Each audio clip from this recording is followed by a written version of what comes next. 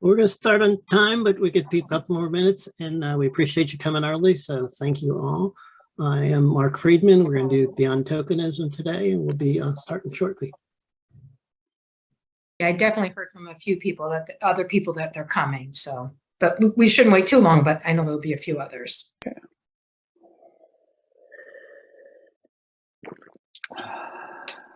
Chris, I like your shawl.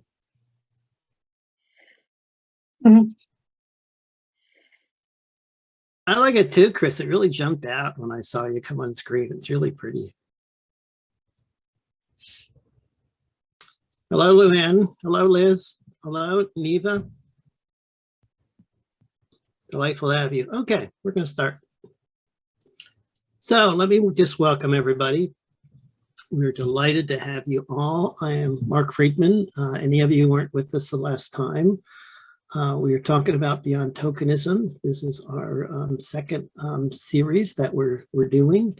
We're doing specifically with you as the third group.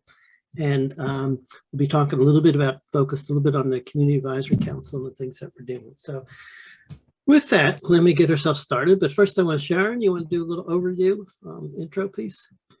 Yeah, so I hope, I think several of you were at the first session that we had last month and last year. If you did not have an opportunity to attend and didn't see the recording, we can make sure we share that with you. And just very excited to, really do a deeper dive in what we can do to make our Community Advisory Council at MyDDI as inclusive as possible and really meaningful inclusion. We're not technically a board, but we do want to make sure that we have that authentic, meaningful inclusion for everyone. So just very excited that so many of you are here today. It's always so nice to see your faces, and let's get into it. Thank you, Sharon. We really appreciate it. Thank you for having us. This is about Beyond Tokenism and really talking about ways that you can be more inclusive as an organization and the things that you're trying to do. We know that you have a lot of people with disabilities who are part of the council. The Michigan DDI is one of the top university centers in the country. We're really pleased to be working with you. You do a lot of innovative work, but we can all do better. So we're talking specifically on the work that we've done with boards and community organizations. It's a little different thing you said, but there's similar things of how you can include people to be more effective. So we'll just sort of background a little bit before we get started. We're doing a self-assessment today. So there are three groups where you're the third one. We spent today, it's our third training. So everybody there at the university, at the institute is working on this issue. So you're in good company working this moment today about the Community Advisory Committee, but we had the MyDDI this morning in the LEN group. And so you're sharing with your partners. It's done in association with the Michigan DD Council. We're no longer funded by them. We were a 2-year project and it came out of them. And I want you to know that this is, you're in good company. This is part of all these other organizations that we've done training with. We've trained their boards, their committees, their policy entities. And so the goal is that when anybody was in Michigan at any kind of public policy, committee, board, group, work group, advisor group, that you'd expect people with disabilities to be participating. What we're about today around Beyond Tokenism is that it's not just participating, but be full participants. We really make it a difference, making a contribution. So today as an agenda, we're going to do our welcome and introductions we've just done. We're going to focus on a self-assessment. Self-assessment, it's not a test, it is a score that will go through with you, looking at all the different variables, all the different indicators of what brings about full inclusion on policymaking bodies. And we'll have you rate yourself, what are your strengths and what are your weaknesses and where do you want to focus in. And at the end of that, we'll be setting what training module you want to have for the next session that we have, which is to say, where do you want to focus for improvement? And that's your choice and part of what you're doing. We have an extensive training team. It takes a village. I just want to briefly introduce you to. David Taylor is actually was with us this morning, but having some difficulty with both his internet and his health. Sarah Carmen is with us as one of our co-trainers. Mary Angus is actually from the Lens Center at the University of Nebraska. Is very familiar with universities, centers, and does co-hosting and background. And Formeller is with us and helps with the chat box and other things. She's actually in Ecuador and is bilingual. And we also have my good colleague and friend whose picture I somehow left off here of David Weatherow. And then finally, and all of us be part of the training and whatnot. And also Ruth Beckwith, who is my partner and wife, I'm happy to say, and does the curriculum development in the background piece. So some of us you'll be seeing today in the next session that we're doing, but I wanted you to know that all of us are working on this. So as an overview, really the point is disability is diversity. And as you know, and you've heard, and you've seen in the last couple of years, we've seen the whole issue of Black Lives Matters, of justice, of listening to people who have been devalued and put out, people from the African-American community, Hispanics. And what we've had is diversity is blooming. Almost every corporation now has a diversity officer, but by and large, disability has been left out of diversity. It's not part of the conversation and people don't think of. And that's what we're about here, is how can we help people understand that inclusion of people with disabilities is part of diversity, just as all the other many, many devalued groups that people are listening to now. So just a moment on the whole notion of tokenism versus inclusion. The term we use is beyond tokenism because so many of the people that we work with feel like when they get included, they're really just a token. Nobody listens to them. They're just a token to be checked off a list. And all of you, all of us, have pretty much felt a token at some point in our lives. Maybe when we were in the Girl Scouts or the Boy Scouts or the Glee Club or something. That we were present, but nobody listened. And that's where we're after full inclusion, meaning it's not just presence, but you're part of the group. And what we need for inclusion is deliberately, which is what you're doing today, is consciously making efforts to include people. What we're going to talk about is some of the things that you do to accomplish that task. With that, I want to just touch a little bit. This all comes out of evidence-based practice. We were funded by the Michigan Needy Council. Excuse me. We had surveyed over 300 people across the country. We interviewed 40 people who were actually most effective at including people, from DD councils to almost all the USEDs around the country, the advocacy groups, the ARC, et cetera, et cetera. And what's we're talking about today is based on the successes that people had. And also, just as a moment, David's not with us, he's being ill, but he's a published author and wrote about what his experience of doing the research as a person with disabilities was. So I just want to stop for a moment, and David's not with us, but Sarah, can you talk just a little bit about why being on a board is important? Can you unmute yourself?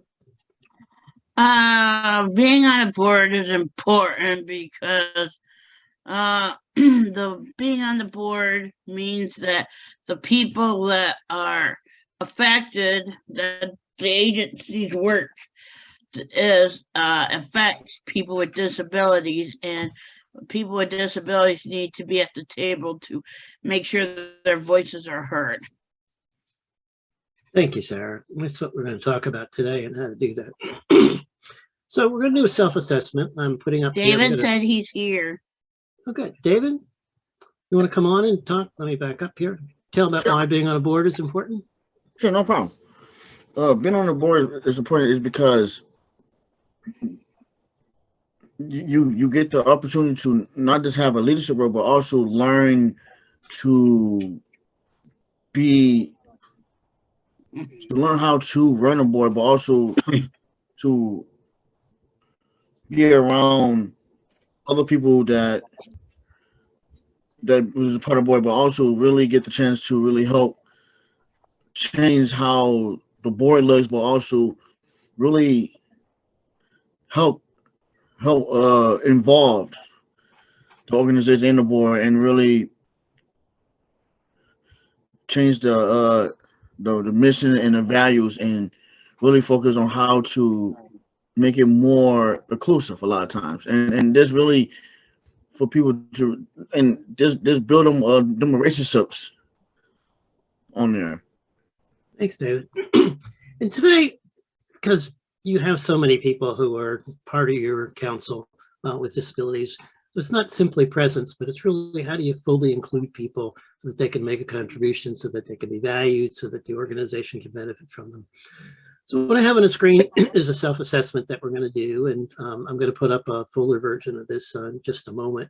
But we're going to go through this, and we're going to look at each one of these elements, we call them indicators, around how you fully include people. We're talking a lot of this is about what we've had as a board, but we're really talking about here with the council of how you're working on public policy, you're trying to influence the institute and the university and the greater world, and what are some of the ways that you can help people with disabilities be more effective members. So we're going to go through this, and then at the end of this, what's really cool is that we come up with a bar chart, which is a real-time rendition of the things that you've scored yourself. And it shows the places that you're strong and the places that you have challenges. And from that, what we do is we want to generate what the next training will be. And so we have training in each one of these areas. And so you, as an organization, when we're done here, will pick what's the area that you want to work in. So for example, do you want to work in having people feeling that people are, how can people be more make a better, more effective contribution? Or how can people have mentors that work in a more effective supports that people can get? So these are the areas, and this is your choice, and this will be what you're doing. So with that, I'm going to go up to our full chart and begin ourselves working on that. So this is the chart, self-assessment. Now this is interactive, and we're going to be asking you to help us answer these questions. And so we need your full participation to be able to think about you as an organization, you as the council, how well are you doing in each of these areas? And we want you to either, you can put in the chat box simply your answers, or you can just unmute yourself and share with us some of the pieces that you're doing. And so we're going to have Sarah do the first section. So Sarah, do you want to read some of these? So we'll do one by one, and I'll fill in the scores. And the scoring is 1 or 0. Sometimes we do a 0.5 if people are really. Sarah, you're on. Board inclusion organization self-assessment.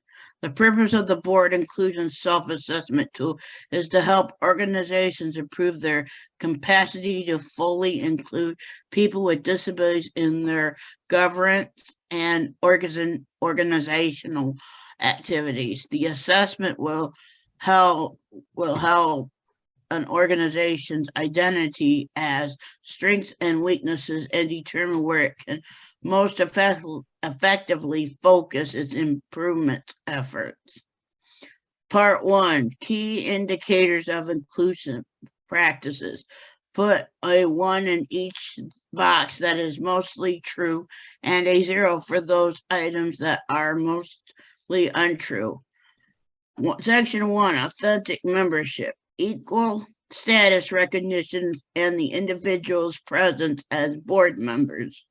1, an individual is provided orientation.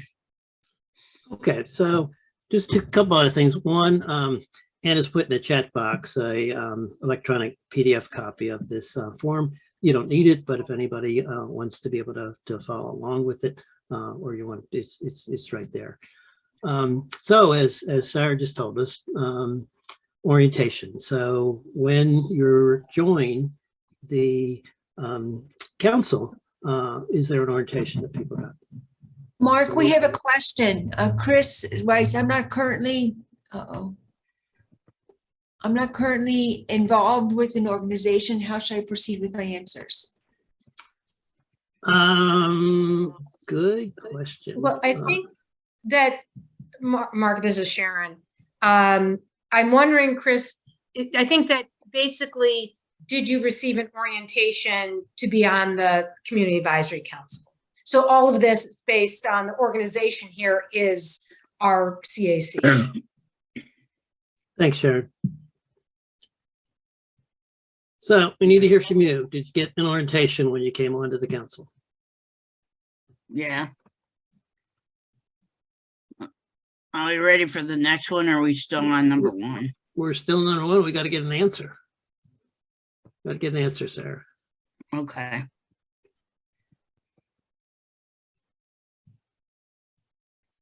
You can either open your mic or type something in chat. I'll say a 1. Yeah, you know, and it might vary. To be honest, when I looked at this question now, I know there's some of you that I did do an orientation, and we do have a handbook. And to be honest, I hope that I've shared the handbook or the information on the council for those that are newer members. But it exists. But please, feel free to. I won't feel bad if you say no, I never got it, or it's been a while since we had that orientation. Right. I was going to say, it all depends when you join. I mean, my orientation was decades ago. So, yeah, okay. If I remember right, Liz, you're I retired. No, I haven't seen us do that in the last 2 years, and we've done a lot of virtual stuff. So we really haven't, I didn't know if individuals had a individual walkthrough with the history of the council and, committee rather, and why, and all of that. I don't know if that's recent. So I gave it a 1 out of my personal experience, but Yeah, I think kind of my takeaway from this is that, and please let me know anyone on the Zoom right now, or, either in the chat. So Neva did not. So I can, I'd be happy to, schedule individual, one-on-one calls and go through the handbook, or just share the guidebook. I think it's a manual, we call it. So it exists, but it's a reminder to do this. So the 0.5 seems fair. Okay, we got it, sir. Sarah, go ahead. Hey, Mark. Number 2, individual attends committee meetings, retreats, and fellowship opportunities. Now, what this one is getting at is, in addition to the council, there's always other meetings. There's always other things that happen. Pre-COVID, there'd be people go out for dinner, meals. People have extra sessions with COVID. There's extra meetings that are people being involved. And this really is the issue that people with disabilities are so often left out. That people get to go to the meeting, but when it comes time for the extra pieces, they're just left out. That's what we're trying to get here. Hey, Mark, I have a question for you. And could I answer these questions as well, or is that David, you've been on this, but no, you can't, because you're being our co-trader. Okay, I had to ask. Sorry, David. Mm-hmm. You can't wear 2 hats at the same time. You can choose your hat, but not the same one. Okay, I'll just ask you. Elizabeth, Leslie, David, Mark, what are your thoughts?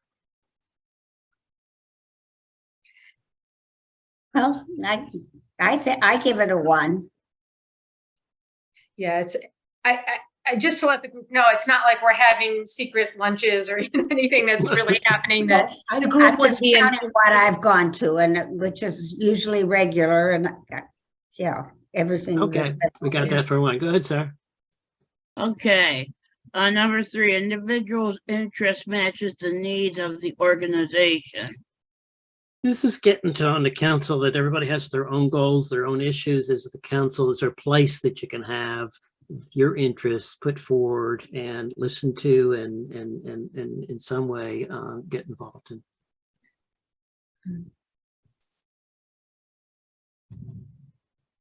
Some people think it should have a 1. Oh, okay. We got a whole bunch of 1s. Okay, 1 it'll be. Thank you, sir. Next, sir. Number 4 is organization and management are committed to inclusion. This one you get a 1 just for doing this training. Obviously, you're committed to it. You're spending a good amount of time, energy, and effort already. So we'll give it a 1. Okay, and then number 5 is committee has designated a budget for inclusive support. This is an issue because I see Sharon saying yes, so fine. It's the issue of the person not having to ask for, not having to beg. We have frequently boards that we work with say, oh, if the person needs it, we'll do that. Or if the person asks for it.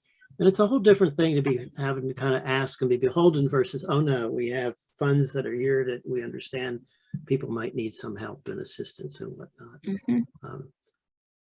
So David, are you up for our next section here? Or Yes, let's go ahead and do it. okay, go ahead, Dave. So supports and mentor. Individual is provided with a mentor. And that's pretty much of a person, like if we have if you guys have mentors that when people first came in, just to help out, just to get used to and get comfortable with the CAC and stuff like that. Just as background, David's a peer certified mentor in Michigan. He now lives in Arizona, but he lived in Michigan for a long time. And just as another point that you may not be aware of, the whole peer mentor program effort really came out of mental health, has evolved into the development of disabilities. And Michigan is considered one of the leaders in the country of promoting paid peer mentors and development disabilities to be in mental health too. But moving on to development disabilities in the country. But I don't think you're doing mentors, so that'll be a 0. Okay, David, next. Number 7. Individuals receive needs assistance with transportation. Is that a arrangements and expenses? Expenses and advance of meetings. Advance of meetings. So here you helping people get to your meetings. This is sort of post-COVID, pre-COVID, or what will be post-COVID as we get down the road on this.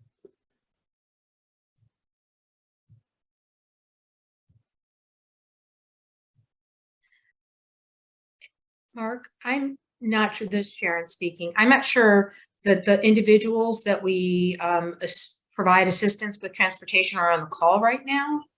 Okay. I'd like to think this is a yes. We ask and we help provide transportation, but I don't want to speak out of turn. Okay, we'll give it a 1 for that you're doing it. Okay. I'm just noting that David is wearing his second hat with a head nod, but not speaking. So I'm going to track that as a 1. So David, I hope I'm interpreting that correctly. Sorry, David. I know you've been on this for a long time and you have your own feeling. Yeah, Sharon, I just want to add that a member of our staff does receive support regarding transportation. She's not on, but Thank you. Yes. Definitely a yes. Thank you very much, Leslie. You're welcome. Thank you, Leslie. Next one, David. What number? Number 8. Okay. Individuals receiving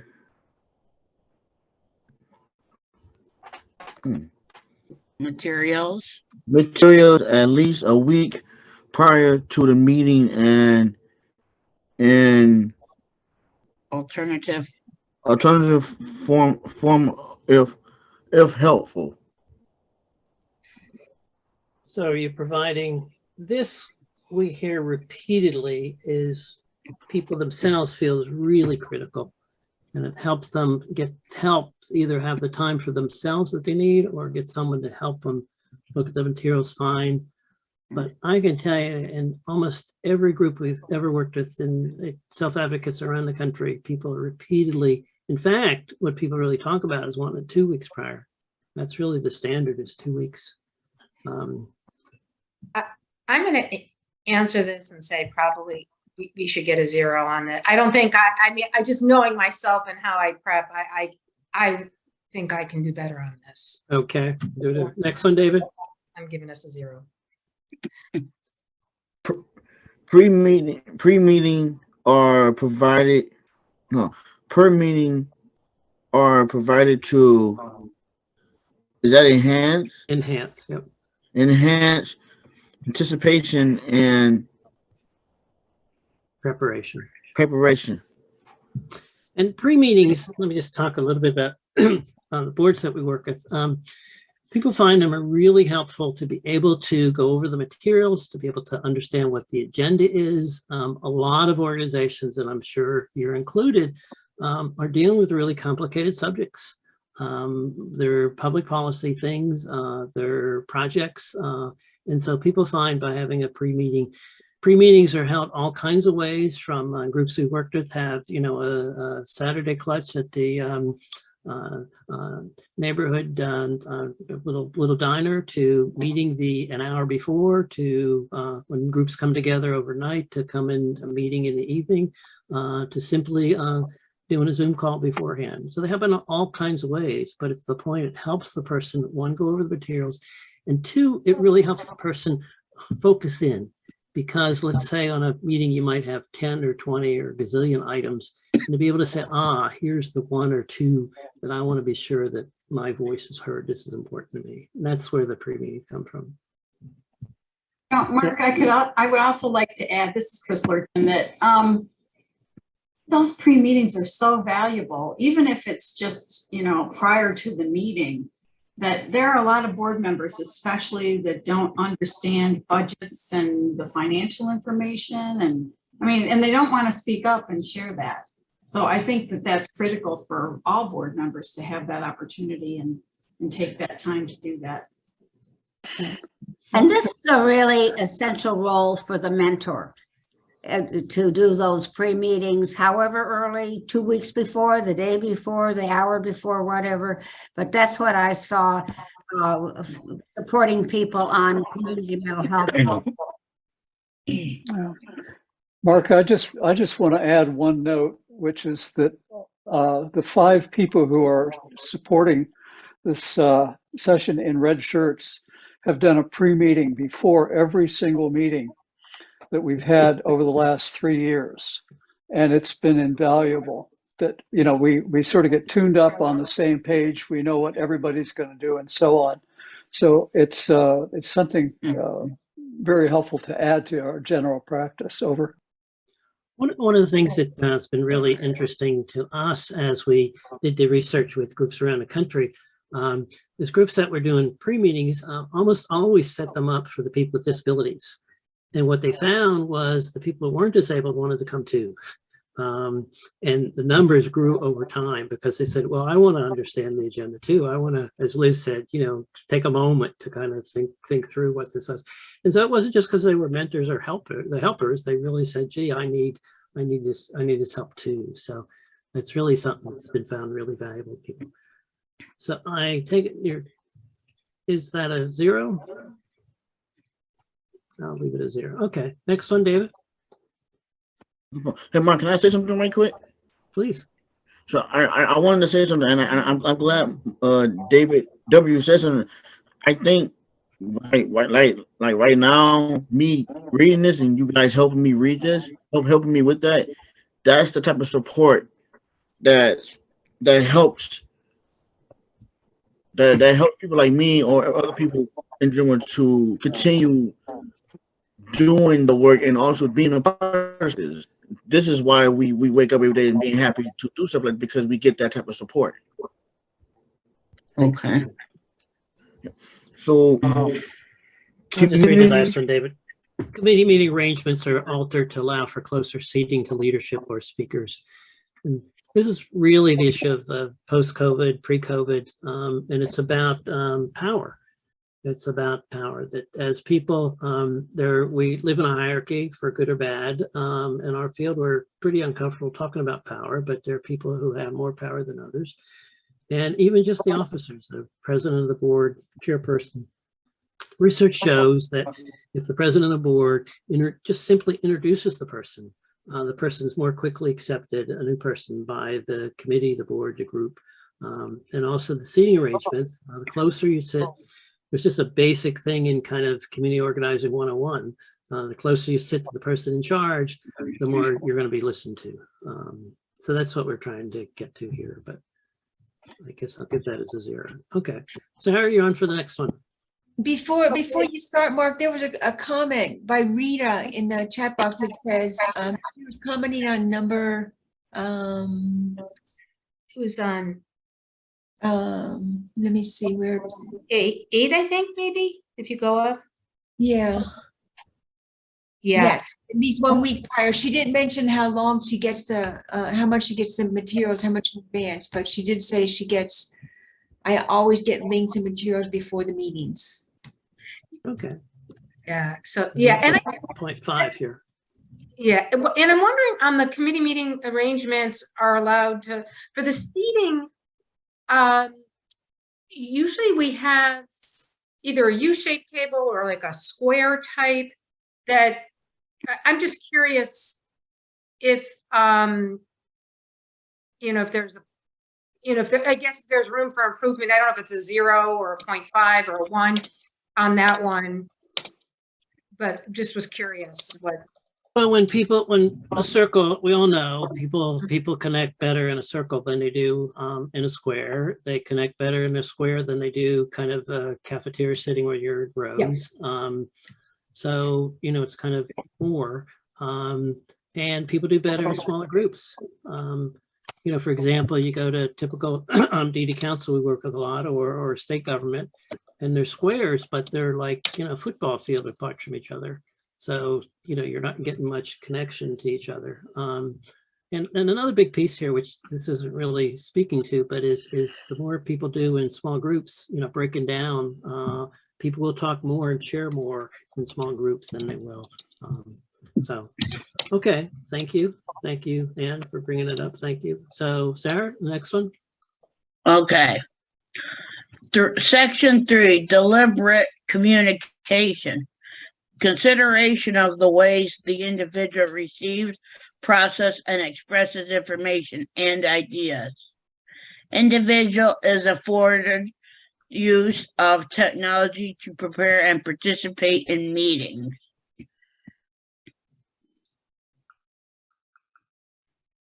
These would be talking computers. These would be just helping with the computer. This would be helping. I'm sure you've had that, as everybody else has, been on Zoom or Teams for the last year and 2 years, being helped to negotiate, learn how to use Zoom more effectively, or team, whichever it is. But to be able to overcome the tech struggles that in some ways all of us have, but being able to participate in meetings with it. When you have in-person meetings, somebody with the communication board being willing to take the time, because it takes more time to listen to the person. So. Okay. Anybody want to chime in?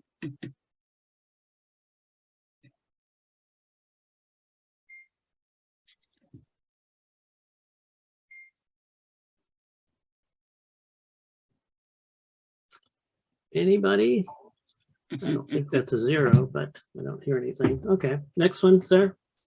Mark, there was Mark McWilliams put a 1 in the chat. I don't know if others felt differently or the same as Mark McWilliams. Okay, I'll take that as a 1. All right. Number 12, individuals communication style or use of interpreter is factored into board discussions.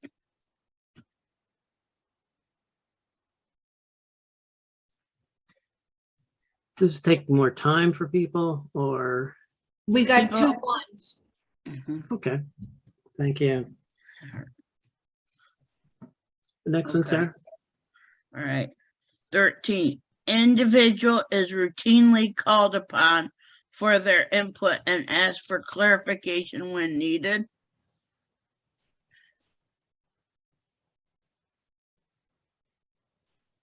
Another one. Thanks, sir. Next And one. Okay, 14, committee adopts user-friendly document practices, i.e. plain language, large type, color coding, rejected jargon.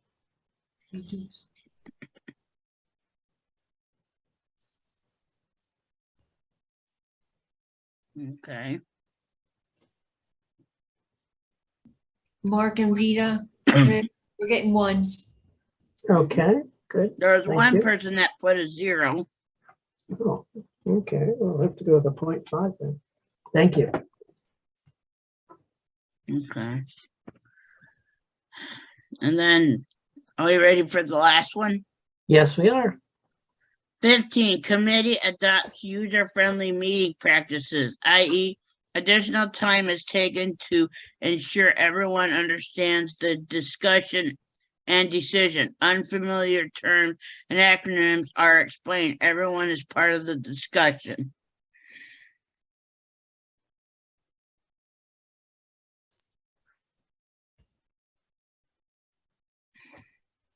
Ones.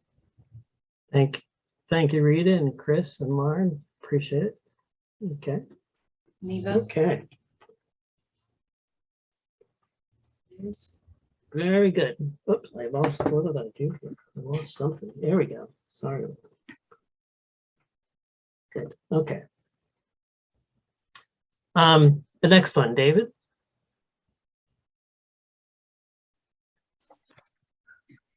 For participation, individuals. Oh, Accommodations. individuals' accommodations includes is that frequently breaks or rest periods. Yep. Good job, Dave.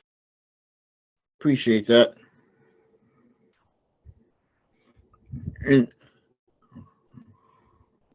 so I'm getting ones. Good. Mark. Good. Thank you. Got it. Next one. Individuals receive an ongoing training to learn about issues. Well, that's the one because you're doing a training today. So, and I know you're training operations, so you get a lot of training. So that one's just right there, David. Individual participation in the community or subcommittee. So I don't know if you have a council, I don't know if you have subcommittees, but to speak to that for a moment, a subcommittee in general, task force, work groups, whatever, is really what I was talking about earlier, where people work in smaller groups and people feel more comfortable participating, particularly people who are shy or uncertain or new. And just think about yourselves. We all come, just imagine you're going to a birthday party, a party anywhere, any group. When you first come in, you're kind of sitting by the sidelines. You're kind of sitting back of the room, right? I teach graduate students at university, and when the courses were in person, the students who were the worst would sit in the back of the room, right? Not wanting to be called on. So this is really this issue here of as subcommittees. It's also the point that you can remember we started out. What can the organization do affirmatively, consciously, purposely? So one of the things you can do is purposely have subgroups that people can have an opportunity to work in smaller groups and participate more. Thoughts on that? Do you have any subcommittees on those?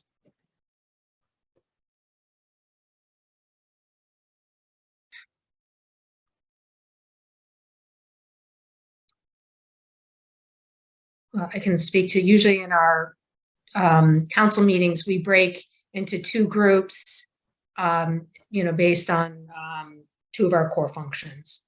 Okay, that's the one. Next, David. Community membership includes 2 or more individuals with disabilities. And you're obviously doing that. And just to make the point that this is where the tokenism comes. So many boards, committees, groups, they have one person who's disabled, one person who's of color, one person who's Hispanic, and in the corporate boards, one woman. And people feel powerless and don't feel like they can make a really big difference. What we found from our research, the groups that had people with the most significant disabilities had 2 or 3 people with disabilities serving on them. Actually, 3 was the soft spot. What the major research done here is under corporate boards. There's a huge effort to have women on corporate boards. There's actually laws in Europe that require 1/3 of the board membership. There's a recent law in California that requires 1/3 of Fortune 500 companies to have women. But to bring it back to disabilities, having more people allows people to be more effective and have their voices heard. So the next one, David.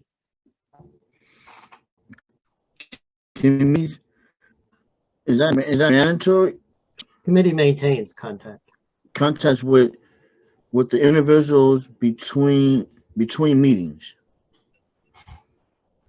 And here's where you're talking to people, and I see Sharon that there's not just at the meeting. I heard already that you had people call people, you're talking to people, you're involving people.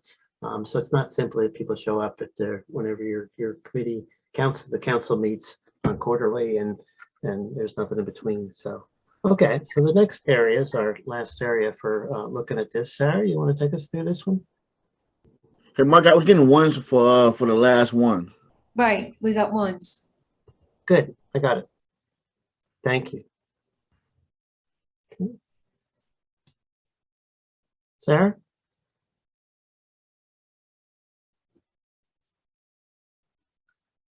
Oops, there we go. There we go. Oh, let me get up here. There we go. True influence. You want to do this one, Sarah? Sorry, you need to unmute.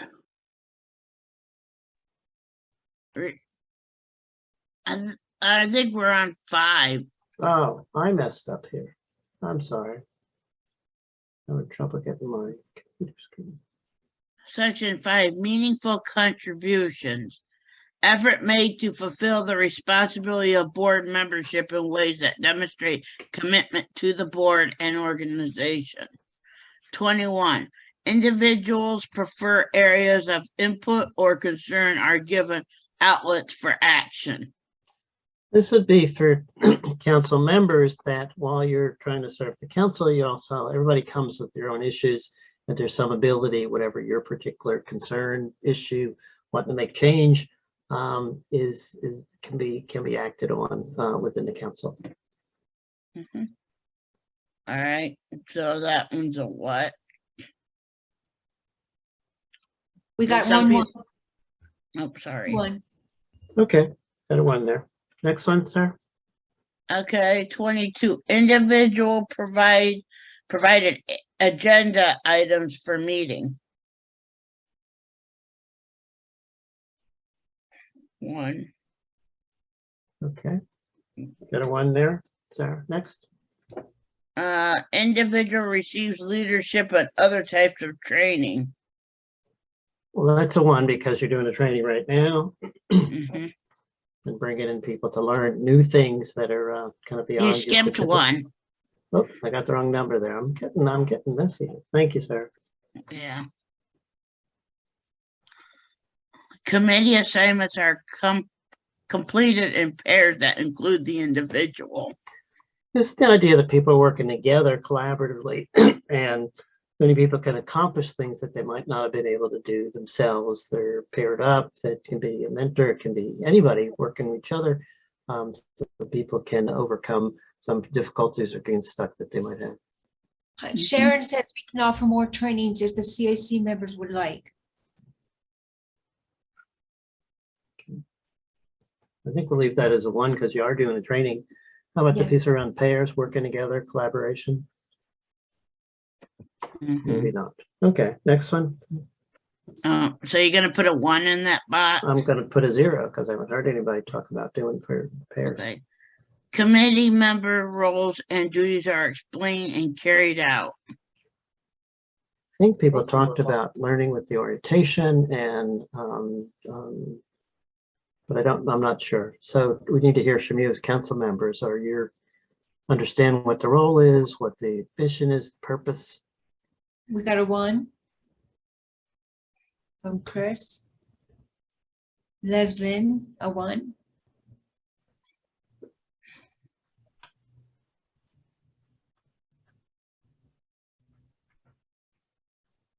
There we go. Okay. All right. We're getting to the end here. And now, David, you want to do the last one? That's your true influence? Individuals is in leadership roles or co-leaders. Oh, my bad. Let me redo that. Individuals is in leadership or co-leadership role. So our different council members getting an opportunity to be in leadership roles, be officers, or be work groups, or be speaking up, or be the breakout rooms that Sharon talked about, in all sorts of different ways. But people have those opportunities. You know, we don't have, the way the council is set up, we don't have officers or that kind of structure because we're not a board. What I'm thinking of, and what I was thinking as we're going through this, is that, you know, we could have a chair or co-chair that I think would be something that, you know, would be a nice addition. Okay, leave that as a 0 then. Next. Hey, Mark, can you help me with the second one, please? Yeah, individual suggestions or recommendations are adopted by the committee. So feeling like you're being listened to, feeling like there's an opportunity, ideas that you have sometimes, or at least in some ways, are listened to or adopted. Yeah. So Mark, I see a lot of 1s popping up for that one. Okie doke. And the next one is individuals' participation in affection to educate policymakers or other stakeholders. So as the council members, is there an opportunity to reach out to other people at the university or in other public spheres or other places that get your voice heard? People are, 1s. okay. Next one, David. Organization has written bylaws and policies that requires inclusive participation. So is there rules, bylaws for the council? Yeah, okay, we'll leave that as a 0 then. And the last one, David. Let me just help you with that. Membership rotation adds new individuals with different voices and perspectives. And that's it, you're getting new people on the council. And I think that's true. Yeah. No, Sharon's shaking her head. This is at boards. Just think about like the ARC is a perfect example. People in there for 20, 30 years, they wear out, they pass away, and then people say, there's nobody here to run the show. What happened? So Mark, I've seen 1s for that one, actually. Yeah. We have a comment through from Mary who says, obviously you have to represent yourself in educating policymakers. Excellent, excellent. You know, back to the bylaws and policies, we don't have bylaws and policies as a CAC. We have a charter that we have to do with the university. So I'm not quite sure how to count that. I mean, we do have a charter, which is federally mandated. And that does include inclusive practices, but I'm not saying we couldn't do that. Put a thought. It's a hard one because you're under the university policies, you know. So I mean, it's you're not a board, you know. You're not the trustees of the university. Thank goodness. All right. You could still have a document of operating procedures for the council and the expectations of a member. Absolutely, and that's why I didn't feel. I feel like a 0.5 or is fine there. You know, there's room for improvement there, and we do have the handbook. But I have to admit, I need to look at it again and kind of revisit if we could strengthen that. So I totally agree. The reason here is people turn over, Sharon, that they're in place, that you're making a commitment to them. And so that's why these things are helpful in time. All right. So this gives you, as I said, a kind of real-time, immediate chart that shows the answers to your questions.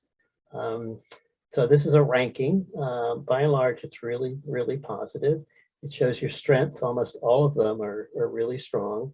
It shows your biggest challenges around supports and mentors. One, you're not doing the mentors, but also around, perhaps some things around supporting people more effectively. And so what we want to do now is have you come up with, as the council, what area do you want to work on? And that would be the training that we would do. We do training in each one of these areas, and it's your choice. And you're the third group that we're doing. Each of the first two both pick different areas. And so it's really up to you. The majority groups we work with do supports and mentors. We've had almost 6 or 7 groups now that started mentor programs. I'm not saying that's something you want to do. I'm just sharing with you. And have been really successful. As I said, David Taylor is a certified mentor in Michigan.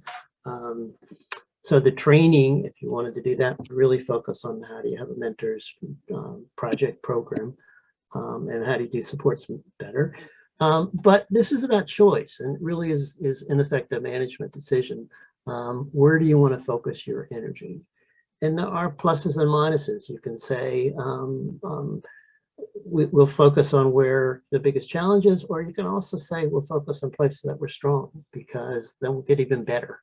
So there is a merit to it. If you think about being in high school and your teachers tell you, oh, get better to things that you're not doing well at. Well, we know you're never going to be a star, right? So by and large, the world tells us today. So that's really a decision you would make. So let me stop there and say what thoughts that people have of which ones you can put in the chat box, just which one of those that you think would be most helpful. Unmute yourself and just speak up.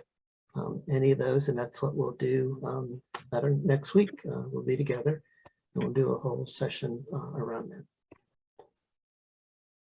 that. Okay.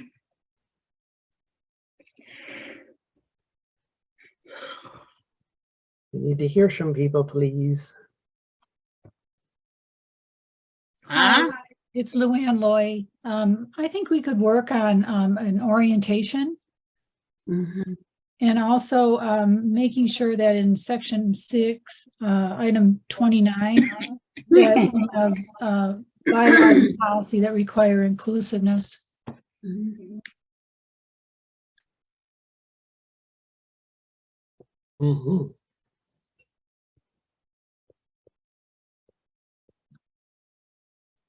Other thoughts, please?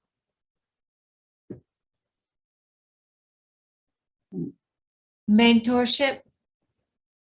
Learning how to mentor will help us be better council members and ambassadors to the community. That's from Mark.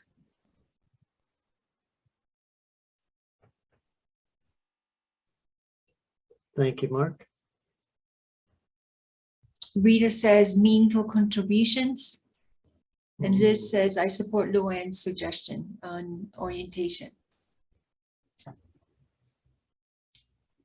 Just to be clear, the meaningful contributions is twofold. It's the person being able to figure out how to make contributions. And it's also in the organization. What can the organization do to utilize people's talents to make a contribution? And Luann's suggestion is back to the orientation and the bylaws and Exactly. And this is Sharon speaking. I'm wondering how much, can mentors help with, orienting new people? Like, I'm trying to figure out what influences what. Would mentors, could they help influence meaningful contributions and orienting new people? Well, I think in our experience, orientation is a separate thing. It's a one-time deal. Now that's sort of expanded to onboarding, meaning getting people into, but the whole point of orientation, I may have said this, but actually I don't think I did. The point of orientation is to get people up to speed quicker. Everybody on this call and Zoom and on the council is talented and will figure out how to be on council eventually, but that can take people 2 and 3 years. So an orientation brings people up quicker. And so that's the purpose of that. But it's a one-time, just as an aside, we can help you with orientation. We can help you develop that program. What we found most helpful for an orientation is for the people who are the newest, having come on the council, to be strong leaders in that. Because they're the ones who feel like they remember what it was like. They have the feeling of, gee, I got left out. I want to make sure the next person doesn't, has more than I do. So that's the piece around there. Mentors can certainly help with mentors are really a key part to help people make a meaningful contribution. They're helping people be more effective. So that's certainly a piece of that. Here's another one: the pre-meetings orient members more consistently. Really on target, Chris. Yeah. So there's a process. So mentors is a resource that does it. A pre-meeting is a structural process. One of the things long ago when I was in my master's program on organizational change, my professor used to say, if you have real change, you have a structural change. If something is actually different, and a pre-meeting is an example of that. That your actual bylaws are an example of something you're actually doing differently. So we have the orientation idea, the mentorship, the meaningful contributions, and the pre-meetings.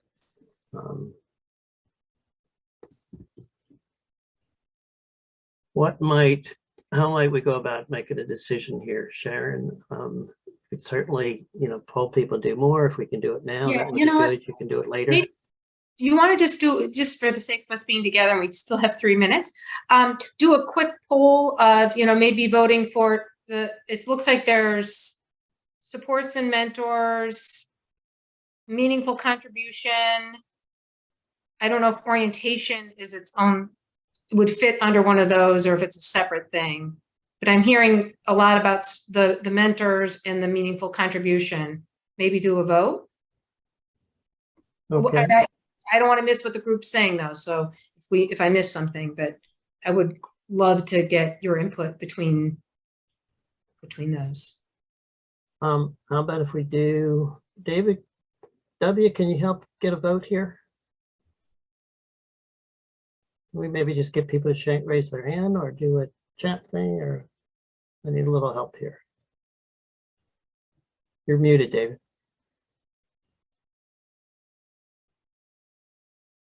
Oh, and then Chris asked, can we do both? That was my question, Chris, in the previous sessions. I agree. And Christopher wrote in the chat, agree with meaningful contribution and how the board as a whole can make a community impact. Yeah, they're such good topics.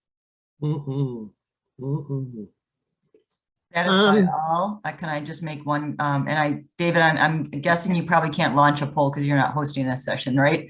So we might have to do the old school way of show of hands, visually or with the Zoom hands. But Sharon, I'm just wondering if, and Mark, I don't know if this is the process piece.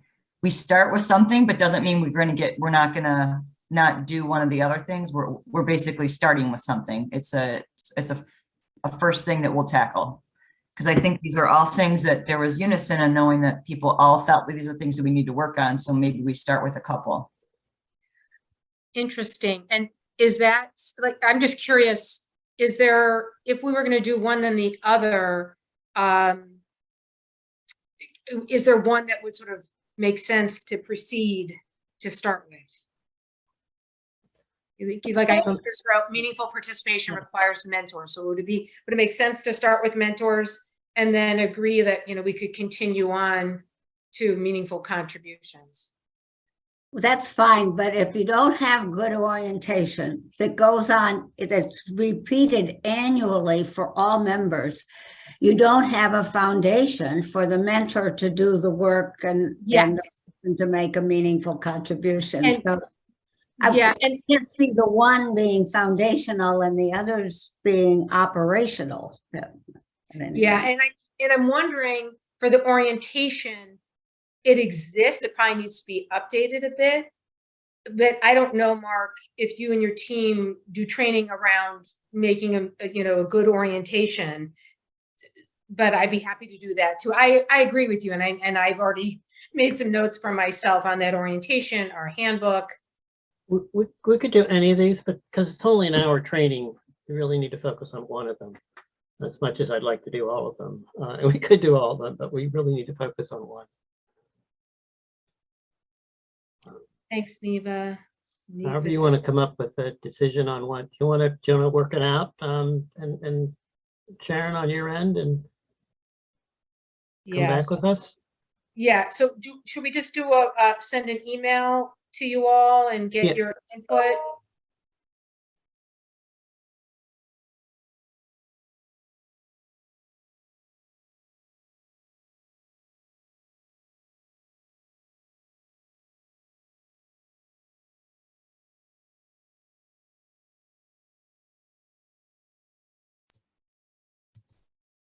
Hello, everybody.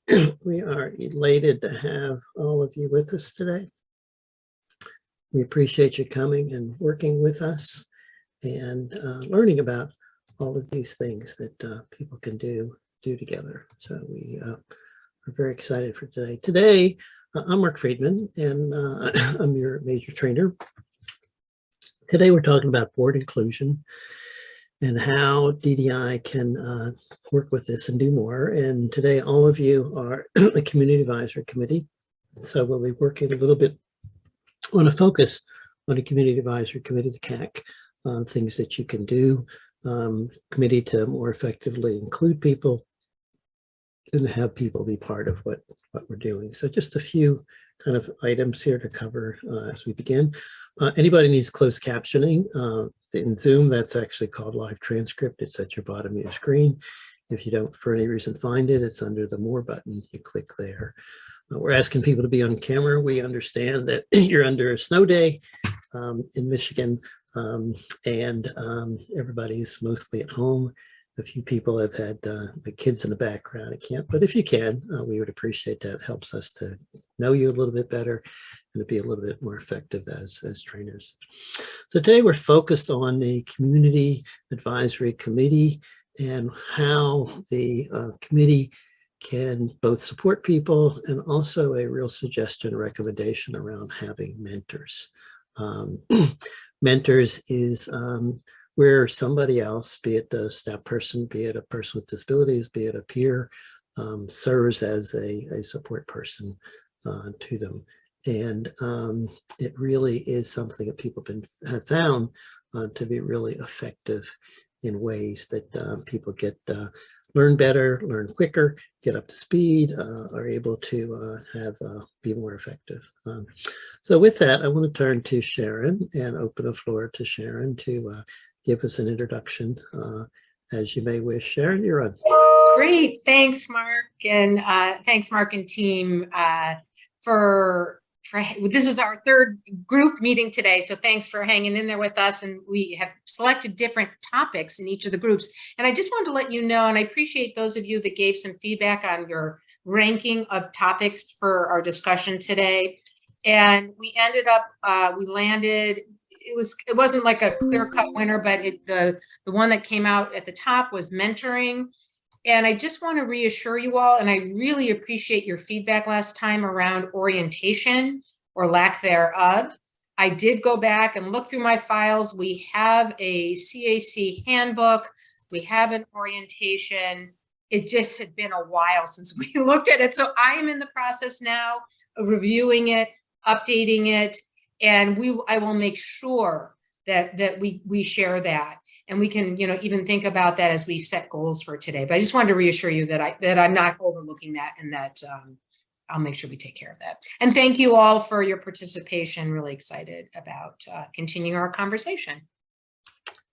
Thank you, Sharon. I really appreciate that. And appreciate the support that you've provided, Sharon, for the work that we're all trying to do together. So we're going to talk about having supports and mentors and how they can be helpful. We'll talk a little bit about what are the barriers to implementing that and getting that done. And then next steps of what the CAC can do to both support people and also support the community. Because one of the things that's really kind of interesting with the name Community Advisory Committee, many of the other USEDs have Citizen Advisory Committee or Consumer Advisory Committee. And, one of the things that, that's changed over time, but really is trying to, I see Sharon shaking her head, involve more people in the community, be part of DDI in one way is with this committee. So one of the things about that is that from my own perspective, thinking about it for today is, what in addition to bringing in people, what impact does the USED have on the community itself? So that's a really kind of interesting perspective. And then as the logo has here is nothing about us without us. And that's really the key, the mantra, the disability community, and how we make sure that we're including people. And this is about not just getting in the door, not just participation. And that's where our, bigger name and original name for our project is Beyond Tokenism, that people so often got in the room, but when they were in, they felt like they were just being a token. And so that's what of course, nobody wants to be a token. All of us have felt like a token at some point when we're, maybe in the Girl Scouts, in the Glee Club or something, and nobody pays any attention to us. And no organization wants to treat people like tokens. So that's what we'll be talking about and doing. It's done in association with the Michigan DD Council. These are all the groups of boards that we train. So there's a broad array of people across the state. Our real goal is that anytime, anywhere in Michigan that you'd come, that you were part of some sort of policymaking, and you'd expect people with disabilities to be in a room, to be officers, to be full participants. And if they weren't, somebody would kind of go, wait a second, we need to do something. So that's our bigger goal. We have a large training team. We really takes a village. So we have people, co-trainers, David Taylor and Sarah Cumberty, and our other colleagues who are doing tech support and background and making sure. So feel free to put anything you want in the chat box, and we'll hear that as we're moving along.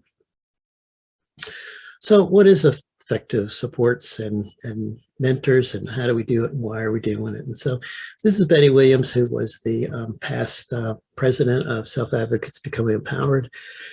And Self-Advocates Becoming Empowered is the national self-advocacy organization. And Betty Williams was the past president, who unfortunately has passed away.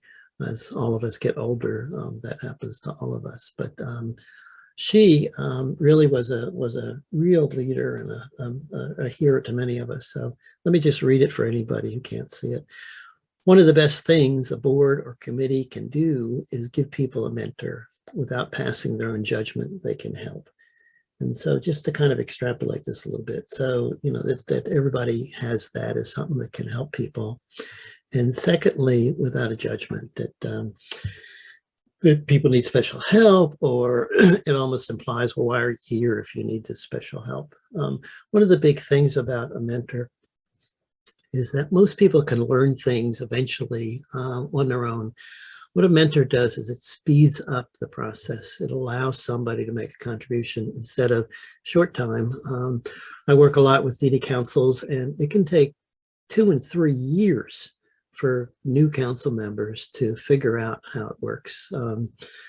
DDI is a different animal, but a lot of things you're dealing with are very complicated. You're doing research, you're doing new projects, you're doing public policy, and somebody new can take a long time. A mentor can really help get them up to speed and to be effective, be able to make a contribution quicker and sooner and better. So with that, we're going to hear from Sarah and David talking about a true or false test around supports. Okay, true or false? Are you ready, David? Yeah, I'm ready. Okay. Mentors will tell people what to do. False. Okay.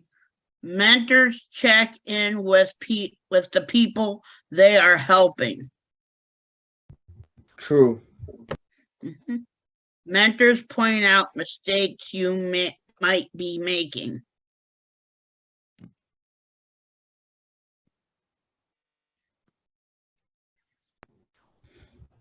False. Mhm. Mentors are good listeners. True. Mentors yell at people who don't agree with you. False. Mentors come to meetings with you when you ask them to. True. Mentors tell everyone about your problems. False. Mentors share their stories with you as examples.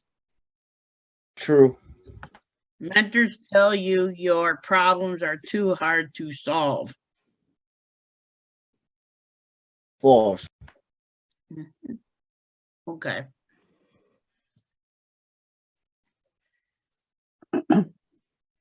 Next Thank you, slide. sir. Thank you, David. So these are trying to think about the issues that mentors have and what we're trying to do, how they can help you, how they can help the person. In many organizations we worked with have found mentors something that really, really makes a difference for people. Just a little background story around mentors.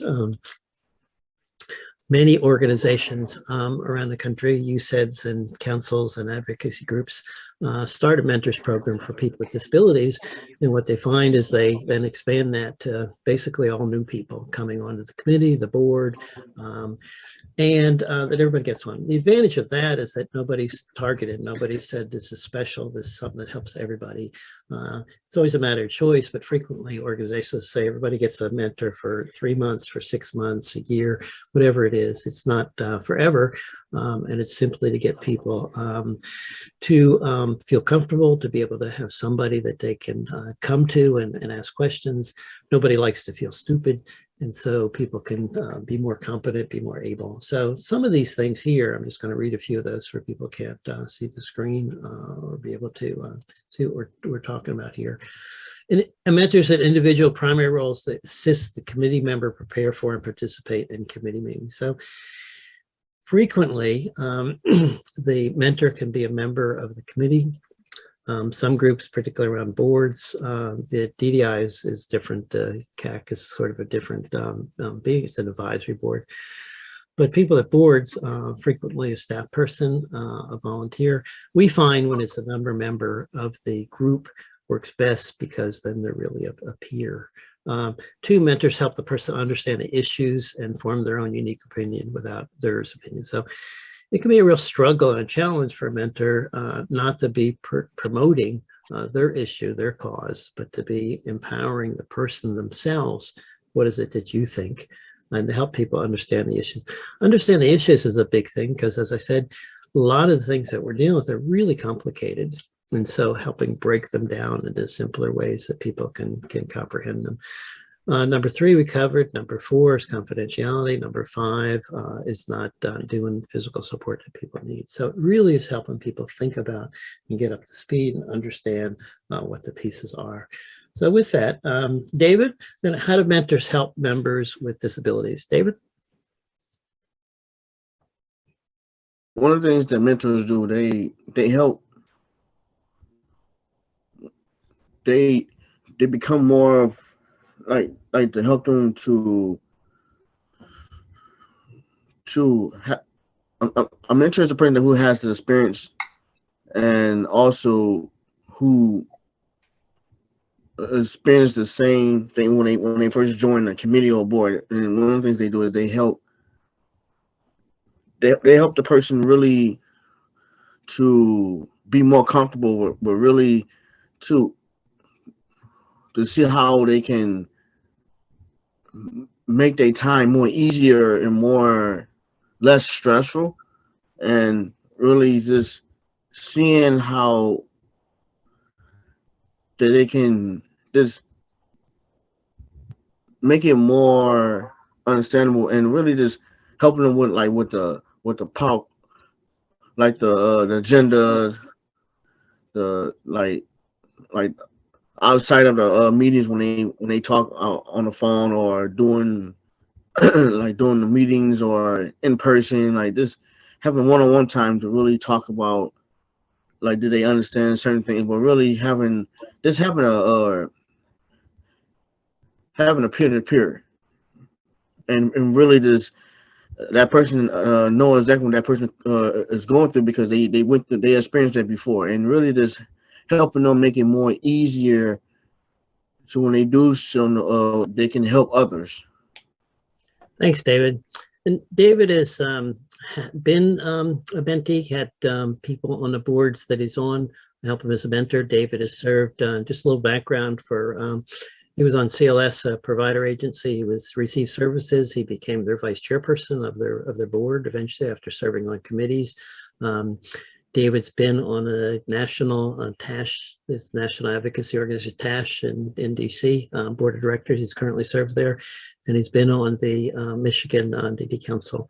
So David's had a lot of experiences, but David is also, very importantly, a certified peer mentor. And so does peer mentoring. And for those of you who don't know, maybe you don't know, Michigan is perceived as one of the top mentoring programs in the country. And a lot of people from around the country, when they're trying to do mentor programs, come to see how Michigan has been able to do it. It's a major program funded by the Michigan DD Council, and certifies people. So those are some of the things of how mentors can help people, while recommending that you instill some type of mentors. So let's talk a little bit about supports. Supports are a form of reasonable accommodations. And how can you make the system, can make services, can make things more easy for people who have difficulty, people particularly with disabilities, intellectual disabilities. You have all sorts of developmental disabilities, autism, and a variety of things, physical, mental, emotional, academic, employment, all these sort of things. Accommodations are required by law. What we're talking here, though, is about a more informal process. It's something that is not required by law, but it's something that can help people to be more effective as committee members, in this case, the CAC. And supports that are needed to be an effective board member, a committee member, may be different than what the law is, but ways that people can make a contribution, have influence, have their voices heard. Mentorship is one thing that can really help with that. With that, Sarah, you haven't done the mentorship, but you've had many people help you on informal, Sarah is a resident of Kalamazoo in Michigan. She has been on many boards, the ARC board. She's on the Self Advocates Becoming Empowered board as an alternate. Has been on a board with the Women's League of Voter. So Sarah, you're on. How do supports?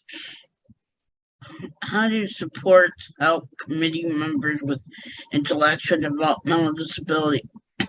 I know back when I served on the ARC, my local ARC chapter, when I sat on their board, I would need help with transportation because sometimes the app on my phone would not work to help me get a ride. So he would help me kick in and help me get a ride. Sarah, you talked about some of the other ways that they help you with the materials and understanding some of the topics. Yeah.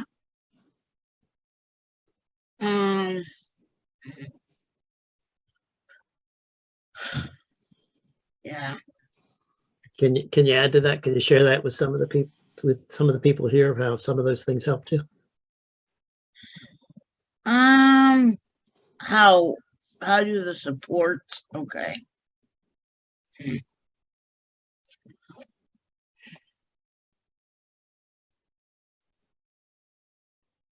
Sarah, can you share some of the examples of people who helped you to support you and helped you to be more effective as you served on their committee through the board? I can't think of any.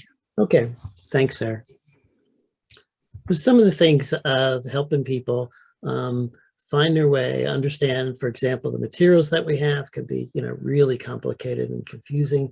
I'll go over some of those as we're talking about them. What we want to share with you is two national experts. And first is Eloise Woods, is from Alabama. was the president of People First of Alabama, and later was a representative to the national organization, and is really talking about some of the things that are important to help people serve in these groups and be effective members. So let's see, Eloise.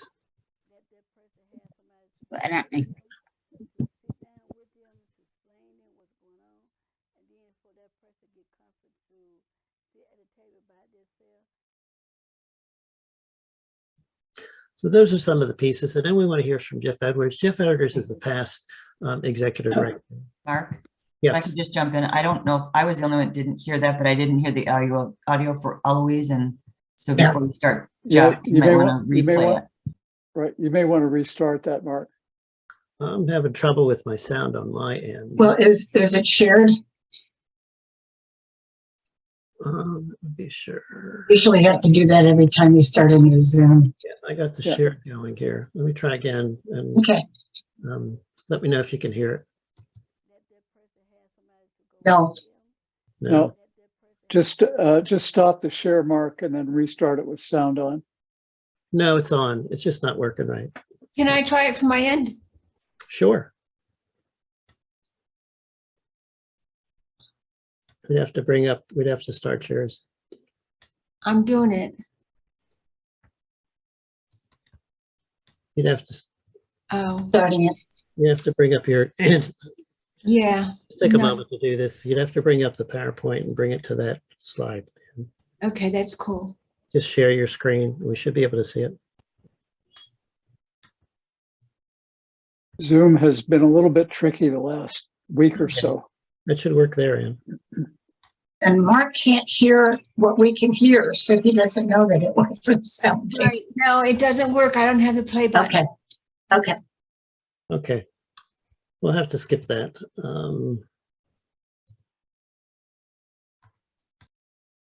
Well, some of the folks have seen it.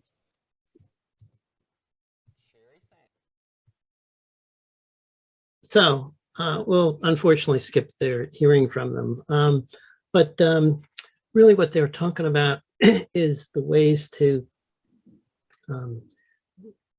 get the whole, Jeff was talking about the ways to get the whole council to listen to people. One of the things he talked about was having somebody on their board who, on the council, who used a communication device, and people had to listen, take more time to listen. And he said in the beginning, people would sort of complain about that it was slowing them down. But over time, as they valued what the person was saying, they were very willing to take the time to do that. And so some of this is ultimately giving more value to the person with disabilities and giving value to their lived experience and value to what they have to say helps inform other people. And that's what we're really trying to do here, is get to other people to see the importance of people's voices. And so this comes to really the point of the CAC, is one level is modeling behavior for other people. So here's from Peter Burns. We don't have his video here, but he is the currently the executive director of the ARC US. And quote, "It's really important to have people with disabilities to inform all that we do and provide us with insight. The challenge we face is supporting people." And so they have chapters, of course, all across the country, including Michigan, committees and groups, and having the ARC take a major point and working on this really is modeling behavior. The other piece a lot of people are afraid of is we won't do it right. You know, we'll only be really having people's tokenism. We won't hit all the spots. And all I can say is that, you know, it's really opening the doors. Now, I know the CAC has a lot of people with disabilities serving on it, so you're doing a lot of that. What we're talking about is what else can people do to be more effective. So here's some of the things that are barriers: the lack of mentors. We've talked about mentors not being able to provide support. Mentors not familiar with committee. Again, we think that people who are committee members make the best peer mentors. Management resistance, which you don't have because you're doing the training, and people's resistance because people are committed and doing. And so you're really working a lot of those things you're doing already, but what we're after is what else can you do to be more effective? Lack of assistance, length of meetings. Oftentimes people just can't stand, you know, having these long meetings or having breaks.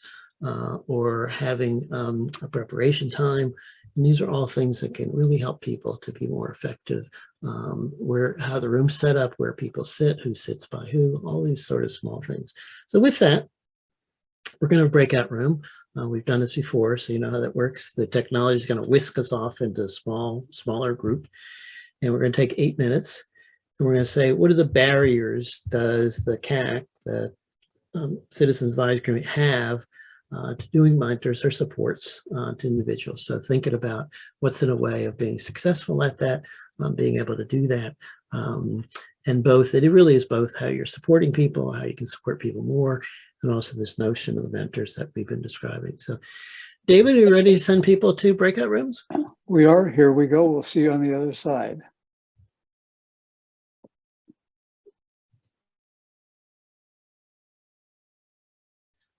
Welcome back, everybody. Welcome back. It just takes a minute or two to get everybody in here.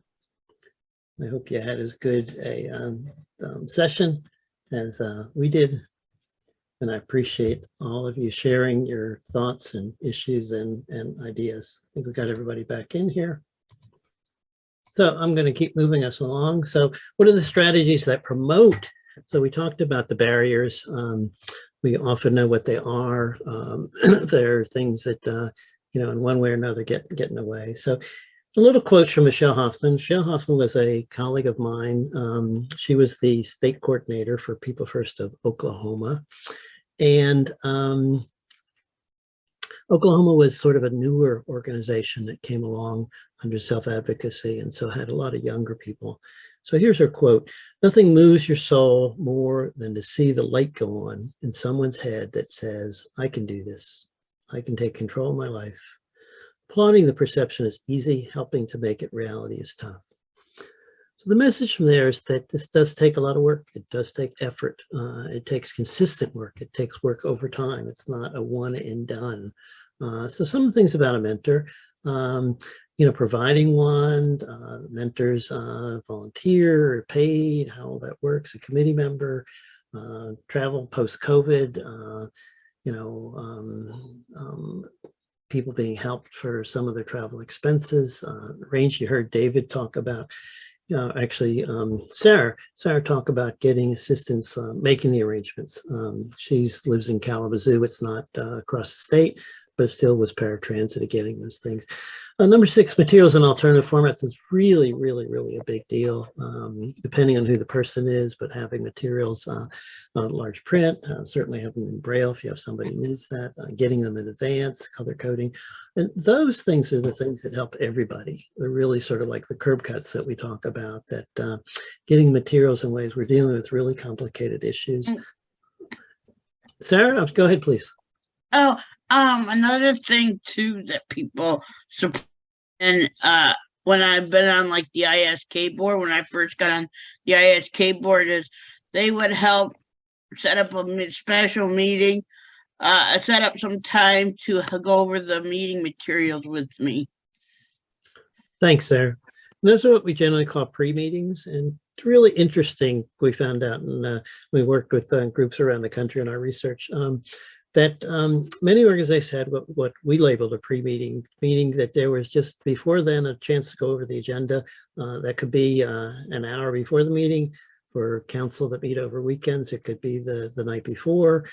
Some groups actually, exec director met with people that were at a restaurant a couple Saturdays before all that happened. So, a variety of ways that people do them, but they really help the person focus in on what the agenda is, and also help the person focus in on some topic area that they think is really important, that they want to be able to make sure that they get covered. So some of the other items here, let me just cover icons for minutes to help focus in on what are the area. Personal assistance, the stipends, helping people get some of the expense money that they need. Altering meeting spaces where people sit, that having people sit in a circle involves people being connected, people speaking up, people sharing, people seeing other chiefs. This is all pre-COVID and post-COVID. Being able to see people can really, really, really help. I have some Mark Williams here on the chat. If anybody can't read it. Oh, that's what I was gonna read, but Go ahead, sir. That's why I put my hand up. Go ahead. I don't know. Do you want to read it, Mark No, go ahead, McWilliams? sir. No, go ahead, sir. Okay. Mark McWilliams in the chat put, can mentorship occur in other settings that present opportunities for similar skill development? You want to answer that, sir, or you want me? You can answer it. I don't know the answer. Thank you. Mentors has really taken off in the corporate world. People getting mentors when they get a new job. And the point of that is both what the research shows is that when people have mentors, retention goes up. This is talking about employment. People don't quit as much. They become productive much quicker. And they're seen as more valued employees. So those are really key things. Now, mentors in much of the corporate world is sort of like mentoring you about your career. We're talking about mentoring as being an effective employee or being an effective board member community. So the answer, Mark, is yes, there are many other places that mentorship can happen. Christine says mentors socially connect people. We really haven't talked about here, but one of the really key things is making those relationships, is connecting to other people. Chester Hill, who you heard from Vermont, really talked about, they went out to a meal together. Being able to get to know people is really important. If you think about yourself, like imagine I talked about, you go to the meeting, whatever meeting it is, it's the Girl Scouts, the politics, it's the baseball planning group, whatever it is. When you first go there, you're reticent to speak up. You want to meet people. You want to get to know people. That's what the mentorship does. It allows you to have somebody that you know. One of the roles of a mentor is to help introduce the person to other people so that they get to know other people, so they're not just dependent on that one person. Mary Agnes puts in Nebraska. She's part of the LEND program at the University of Nebraska, developed a new position for an advocate mentor. How an interesting piece. Some of the other things, a decision page on a packet to show what needs action. These color coding, these are things that help everybody feed in. One of the things we try and do with people through mentors or planning or any of these things is to help the person identify what is their major topic interest, their concern, they're interested in, and where in the materials or in the agenda will that come up, so that they can make sure maybe they don't want to discuss or intervene on everything, but here's an area that they're interested in children, or people getting real jobs, or people getting out of workshops, or whatever it might be. And in providing technology that is revolutionizing. We are on the cusp of with the chat CPT and voice technologies. We will very soon be talking to our computers, and this is going to revolutionize what people with intellectual disabilities, developmental disabilities are able to do. And in plain language, we have a major effort that we're working with one of the DD councils on plain language. Plain language helps everybody because, and that's the acronym and long sentences.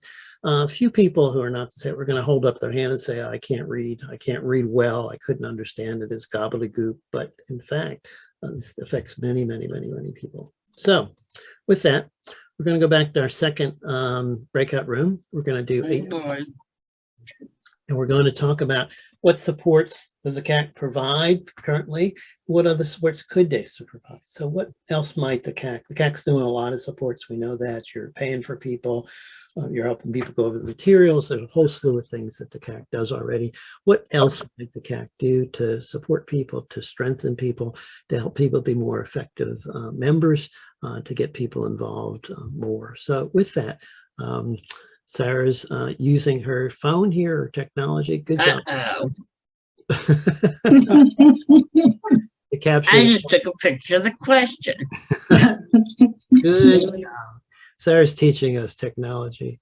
Uh-oh. All right, we're going to send everybody in our room for 8 minutes. David, are you ready? We are. Here we go.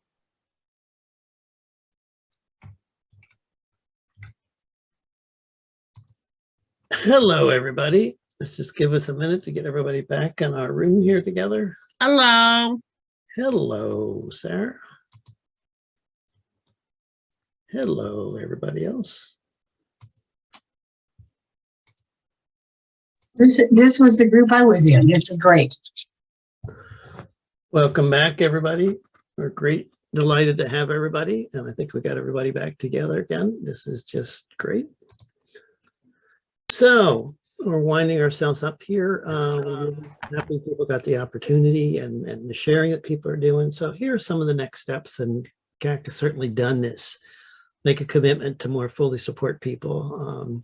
And the CAC has a number of people, but really thinking about, what else can you do? That's why we really were trying to tease this out some people and share some of them. Thinking about the mentor, is there a way, and this of course is a management decision, but is there a way that you could step into that? That you wouldn't have to say, our policy is everybody in the world has mentors, but that, you could step into that to see how that works for you. We have quite a bit of materials that we can and will actually share with you. We have a set of handouts, 2 handouts on tips for being a mentor that Anne's going to put in the chat box right now that you can just click on and download. And another description of what is a mentor and how that works. We'll also share with you a policy that another group that we've worked with in Michigan has put together on everybody having mentors. It's actually the Mental Health Association of Michigan, which is sort of the trade association of all the managed care organizations. We'll share that with you. And then finally, a work plan. That's what we're going to do next week. We're going to do a work plan. Now, I understand that actually the students didn't Len have, but and what we're talking about really is the organization, be it both CAC, be it DDI, and sort of, how you want to meld those together, but really thinking about what are the things that you want to do to think about policy or practice or supports or mentors or things that you might want to do, committed to do, want to do. That's what we're going to go over with you at our next time. We're going to do interactively together with you. Here are just some things. This is from boards, but, are you able to make a commitment to start, to do, to think about who might want to do it? Are the people who want to be mentors, how that might work? And the other part of the supports, what other supports do you think are important to provide that you want to start to institute or try out or doing? And obviously, just as you said, you do a lot of supports already for people, but what else might you want to build on and be completing that or connecting to that or doing some of those things to be more effective, to help people feel more welcoming, to help people feel more connected? How might you bring in new people that you want to have be part of the CAC? And you do have one of the things that, from my perspective, is a really big strength. You have a real, I don't want to say diverse, broad. You have a broad array of people that are not just sort of staff people in the DDI, but are people who are connected elsewhere in a broader disability community. That's a real strength, and I really commend you for that. So with that, we're going to wind ourselves up. We want to express our appreciation for coming. We want to ask if you would put in a chat box just a few words of how you found today, things that you found useful, things that you liked, anything that was not working the way that you'd like it to work, anything that was troublesome, anything that was part of the video didn't work on it was one thing, but anything else that with sound issues, things that you like, particularly the breakout rooms, the presenters, the materials, the handouts. And if you just put them into the chat box, that helps us be more effective and do a better job. We'll keep that open a little bit so people can put in whatever that they might want to say, share with us, tell us, inform us. And let me just stop. Is there, we're just winding up here. Is there any comments, things anybody wants to unmute yourself and just share with us? No. Sarah, we're asking other people. I'm sorry. Anybody going once? Sharon, you want to add something for the end of our session here? No, I just want to thank you. You know, really thought-provoking, a lot of good discussion in the breakout rooms, and look forward to continuing our discussion next week and coming up with a plan that we can implement. And, you know, it's perfect timing to, you know, get something going. So very exciting. Really appreciate everyone's input. Thank you. Thank you, Sharon. Appreciate that. And so let me just say on behalf of my colleagues, my partner, friend, and colleague, David Weatherow, is actually in British Columbia, Canada. Mary Angus is in Nebraska. And Formula always wins the prize for the furthest way. She is actually in Ecuador and is our bilingual staff person who helps support people extraordinarily. And David Taylor, our extraordinary co-trainer, and Sarah Cameron. So on behalf of all of us, we thank you for your commitment to helping people with disabilities that you do, and going through this training and thinking about it. And we also appreciate the depth that conversations that you bring, particularly in the breakout rooms, to really dig in and really work on these things.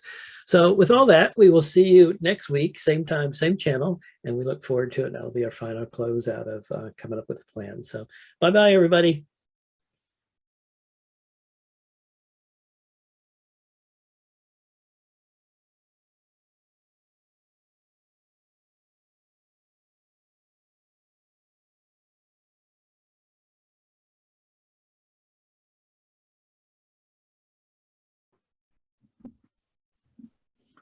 Hello, good afternoon. It's delightful to be with you and have you with us. I'm Mark Friedman, and I'm our project director, and we are just very pleased to be with you and have you all with us. We are, again, doing our board inclusion beyond tokenism, helping people serve on boards. That's where our research and our efforts come after. We're particularly focusing on DDI as you said, a University Center on DD and excellence in DD. This is our third session of today. We've dealt with the LAN program, Peoples from LAN program, and from IDDE, and today we're doing the Citizens Community Advocacy Committee. And we are just elated to be with you. This is our last session. This is our fourth session that we're doing, and today primarily what we're doing is doing sustainability, is doing next steps, is doing how do you implement all of these things that we've been talking about. So with that, I'm going to turn to Sharon just for a moment to do a introduction of whatever you might want to share with us, and we'll be on. Sharon? Great. Hi, everyone. Thanks so much for being here today. First, thanks to Mark and team for guiding us through this process. I'm really excited. And I want to thank all of you for participating in the various sessions, and a lot for me to process. And, you know, I'll share more, you know, just some of the wonderful ideas I was hearing. And, you know, there's room. I think we're a very excellent CAC. You're all excellent. And I think it's just about continuing to do even better and grow and learn together. So I'm very excited to get into the details of some next steps. So welcome and thank you. Thanks, Sharon. Thanks for your support and belief and whatnot. So I'm just going to do a little bit of background, reminder of where we come from, things that we've covered. There's the closed captioning for anybody who needs it. There's the live transcript down at the bottom of the screen. You can see we're asking people to be on a camera. It just helps us to get to know people a little bit more, be a little bit more connected to people and what we're doing. So we appreciate that. Really is today, as we're talking about supports and mentors, this was the topic that you all selected as the third training last week that we did. The idea of how you can support people more and how you can do mentors. We have actually helped, I guess, about 5 different nonprofit organizations across Michigan implement the mentors program. People found that really, really helpful. So we're going to talk about what gets in the way of doing supports and mentors, and also what are strategies, what are promoters, what are some of the things that enable us to be better at providing supports and mentors. And then at the really doing what primarily we're going to do is a work plan, is what can the Community Advisory Committee do to support people better, to provide mentors to the extent that you decide that you want to do that. We highly recommend mentors programs. The primary issue, big picture, what mentors do is it helps people get up to speed quicker. that eventually people, year 2, year 3, when we did our research, we had a number of people in committees say it took them 2 or 3 years to get up to speed. In a sense, you're like that too, in that you're dealing with very complicated issues. You know, public policy, advocacy, a lot of them are complicated, and so mentors can really help. So those are what we're going to talk about today. And let me just move ahead a little bit. So here's our team. We brought our whole team, and we'll be talking a little bit and sharing from them and with them. And so let me just start out with what is a mentor.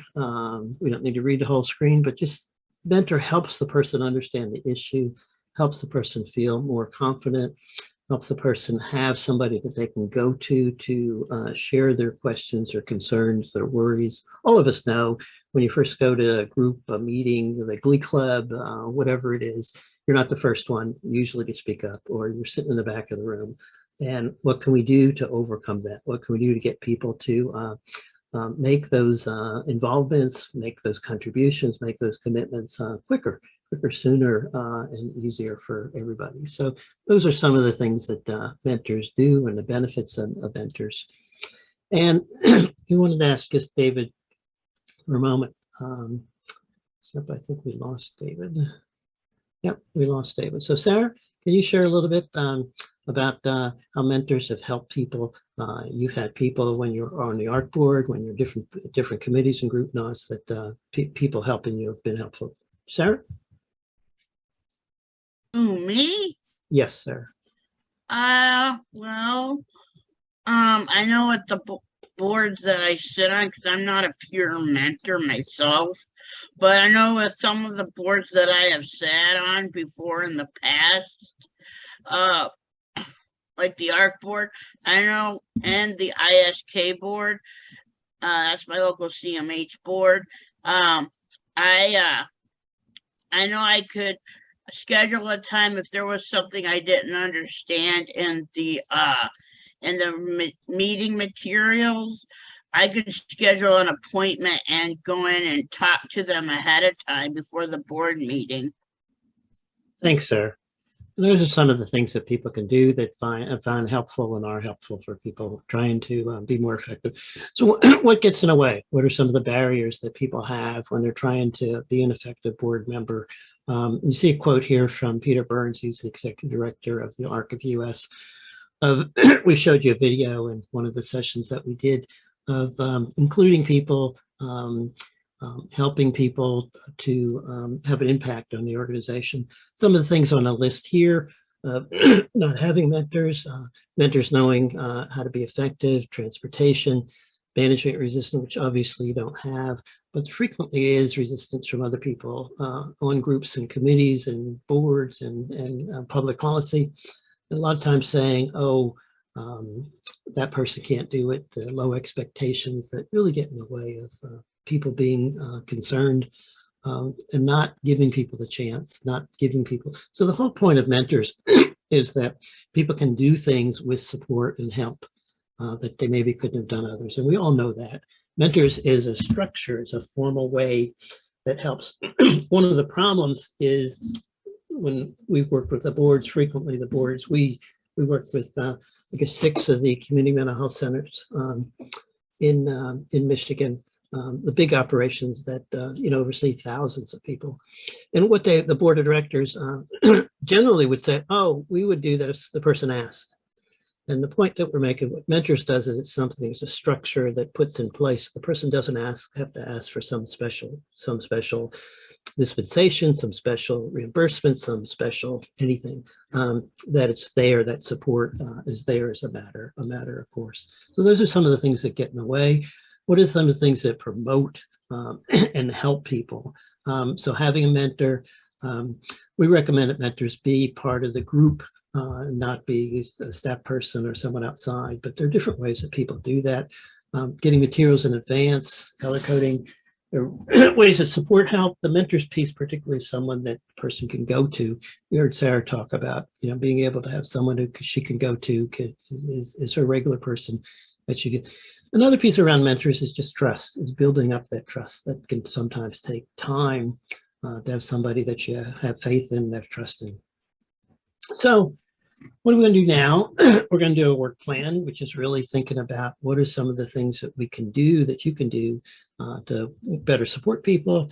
And then secondly, around mentors, if it's something that you want to do. Our recommendation to you is that you have an actual mentors program. Most of the organization we worked with would provide mentors to every new person coming on. So it didn't become a specialist. Only people with disabilities get this special thing. Everybody needs it. And so it'd be a period of time, everybody coming onto the group for, 3 months, 6 months, a year, whatever it was. It was time limited. It wasn't forever. It's totally volunteer. People can, accept it or not. But we found that many times the people who even had PhD degrees behind their name appreciated having a mentor to get them up to board quicker and quicker. And all of us hate to sound stupid. So think about, like, for example, when we use acronyms, which is a whole nother issue of trying not, but when somebody will ask, what does that mean? Half the room doesn't know what it means, but they were afraid to ask or unwilling to ask. That's really what we're trying to get at. So we're going to talk about this work plan. And so with that, David Weatherow, my partner, colleague, I'm going to bring up on screen. I'm going to work through a work plan with each of you, really looking at, particularly, we're talking about supports and mentors.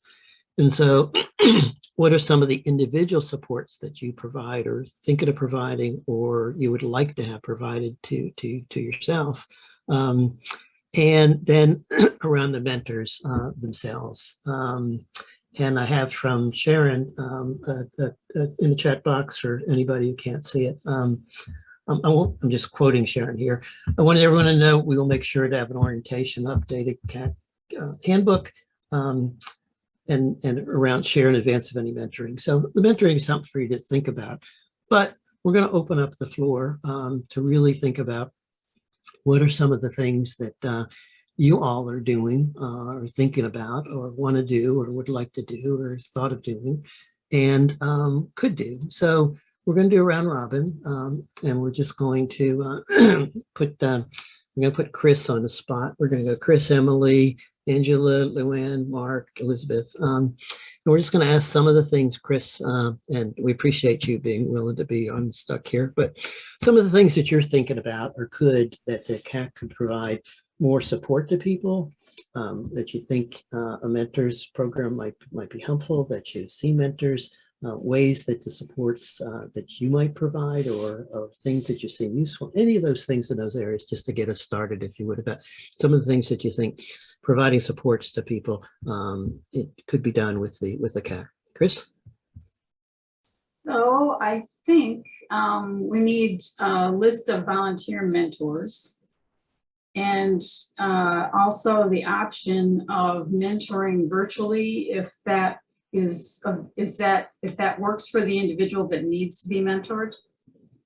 So those are my two ideas. Thanks, Chris. Let me just reflect on it just as we're getting started, and we don't have just you on the spot. The list of volunteer mentors is a whole issue of how do you get people to sign on, agree to say, I want to be a mentor. So that's sort of a step that one takes. How do you get people focused on what to be a mentor? So those are really important questions and answers. And in the virtual, we're all in a virtual world. We're all here on Zoom. So we're pre-COVID, none of us did much of this stuff. Post-COVID, it's sort of the new normal. We're not really sure, but we have found, and other organizations have found, that the virtual mentoring is extremely productive, is extremely helpful. And whether you're doing it in person or whether you're doing it together, it could be sort of based on what the person's thinking of and what they find, of course, most useful.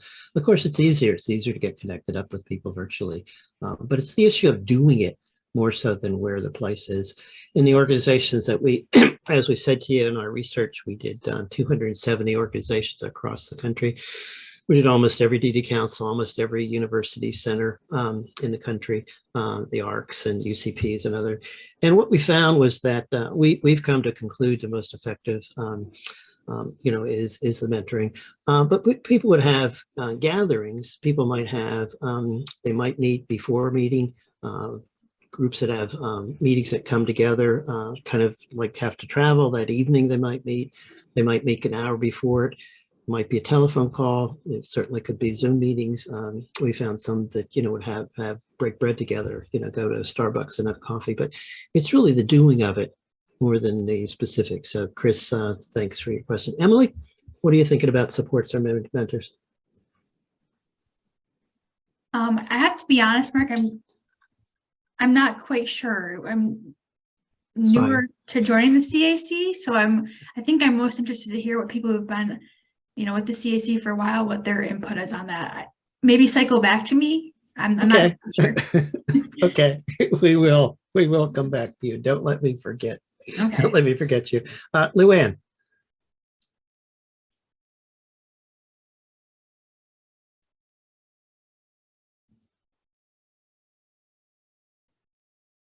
There we go. Sorry. I would suggest that part of the onboarding process and orientation includes identifying needs that a new board member might have, kind of self-identifying needs that they have, instead of a new mentor making assumptions. Okay. And what were you thinking about, identifying needs or just meeting with people? Tell us a little more about that, Luann, what you're thinking about. Well, I guess you don't know what you don't know sometimes. And I think that this is really hard. But I think it's important to be able to sit down, like you say, have somebody talk to this person and kind of identify what they think their needs might be. Okay. Thanks. Jennifer? Go ahead, Jennifer. No. I got it wrong. How about Mark? Mark? I'm here. Sorry. Oh, there you go, Jennifer. A Thank you. moment. I couldn't get my microphone unmuted. Thanks, Jennifer. With what has been said already, I really don't have, I can't think of any additional supports.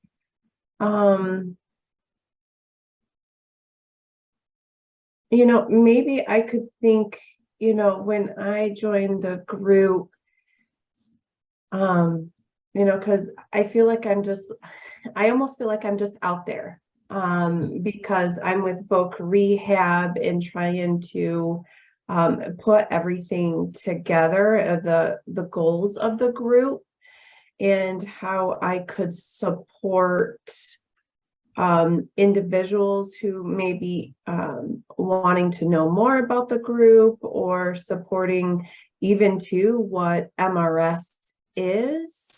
So that's really, I think, where my head goes when I think about this. Okay. How long you been on the CAC, Jennifer? Oh my goodness. Has it been 4 or 5 years, I think? Okay. Okay. Thanks for your service. Mark, can you share some of the things around you think to do more effectively providing supports or the idea of a mentors? Sure. One thing that would be helpful for me as a mentor would be to know in advance what's happening at CAC meetings. So there'd be opportunities that I would know about in advance for the person I'm mentoring to sort of hone their craft, practice things that they're interested in. I also think that there probably needs to be a process for checking in periodically from staff to make sure that the relationship is working. And I also think as part of that, I don't know if this is right for the mentoring process or not, but thinking about an exit strategy, because you assume that the person doesn't want to be mentored forever. At some point they'll be mentoring me, and so you want to get a sense from people who are involved what the exit strategy is. Thanks, Mark. just a couple of comments on that. The groups we work with generally just said as that it could go on, but said, our mentoring is for 3 months, 6 months, a year. So people know on the front end. It's helpful just then you can have an exit easy without having to fall apart. And people, whoever want to, can continue with that, just as a given. But having the piece of, next exit strategy being just sort of an expectation. Here's how long we want that to go. The second thing you said, Mark, that I think is so important, I want to touch on, is knowing what's going on.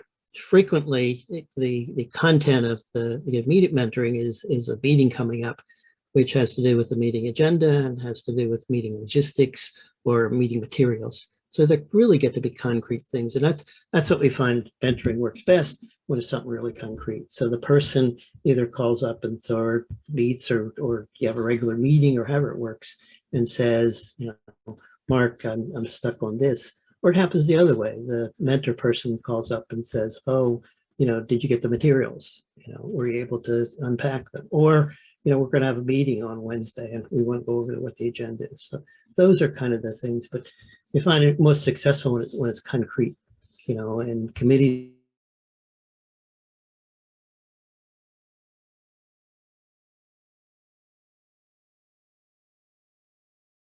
Here are areas that the person gets stuck in.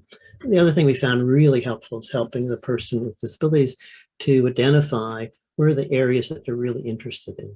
So it's the focus. So what happens so much, particularly, you're dealing with really complicated issues, and I haven't seen your agendas, but we tend to have more on the agenda than we can cover even. And so helping persons say, here's my passion, and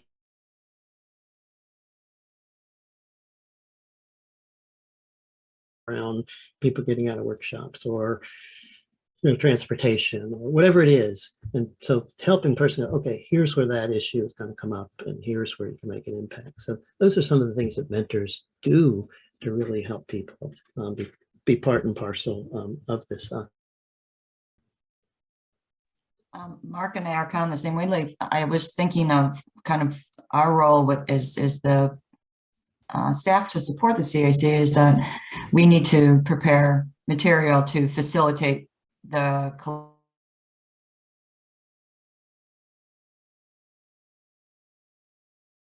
us to reflect so that there's so help facilitate so that you're not carrying the mentor and the mentee are not carrying the load on kind of cultivating that connection.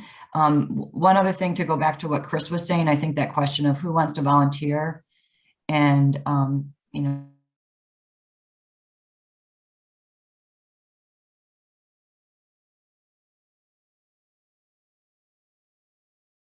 maybe match with somebody. And I know that kind of gets down to the nitty gritty, but it does make a difference.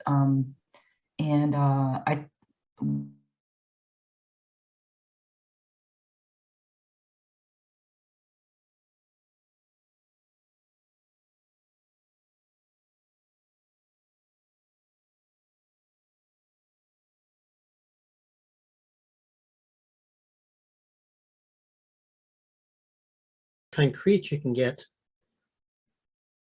more concrete that you can get, the more helpful it is. So it's not just this, friendships come out of it, camaraderie comes out of it, people sharing, a lot of wonderful things come out of it, can come out of it. But I think the more that you're focused on the concrete things of here's the meeting coming up, what do you need to be effective? Or sometimes people can't tell you that. It sort of goes back to, simply asking the person that Chris mentioned. So sometimes people don't know what might be available. Sometimes people are afraid to ask for more. And so helping people be focused on, we know the meeting agenda is important, or, what's your area of interest? What's your goal being on this? Not in a, write it down in the plan, but, what are you hoping to contribute here? And frequently people haven't thought about those things across the board. That's just good meeting processes and procedures. But helping people achieve those things, helping people achieve where they can have an impact. Too often, that's where the beyond tokenism comes from. Too often people feel like they're just a token sitting, and we all felt like tokens when you're in the Girl Scouts or the Glee Club or something. Nobody paid attention, but too often people with disabilities, I have presence, but I have no impact. Nobody's listening to me. Nobody's calling on me. Nobody's interested in what I have to say. So those are really some of the real pieces. I'm going to stop here for a moment, turn to David Taylor, who's talked so much about being a token. And can you share some about some of your experiences, David? We missed you on the front end, so we got you now. So this, I guess the main part is having a voice and finding, I think this being a part of communities like that, I think what happens is sometimes your voice get lost, and I think that happens a lot of times when a person join committees and boards. I think that happens a lot, but I think it happens. I have experienced a lot of it sometimes that my voice is not there, and I think just because people I don't think they didn't forget, but I think it's more as a culture that happens a lot of times. And I think as people disappear, I think we are afraid to speak up sometimes because we don't know if we're gonna get shut down or asked to be removed from the committees or the boards a lot of times. So I think it is and it happened to me before, and then I got to the point that if I speak, will they tell me they won't want me to be a part of the board or stuff like that. And I think sometimes after a while, I got to the point that I just stopped caring and started speaking up more and really focus on that. If we're going to change, we have to do it internally a lot. And I think I had to really see my own strengths and just really focus on how to take people to the side more, I think, too, to ask them what will be the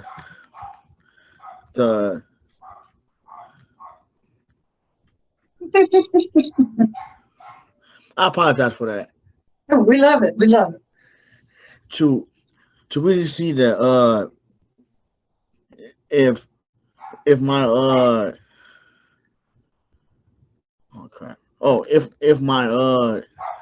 if my voice is gonna be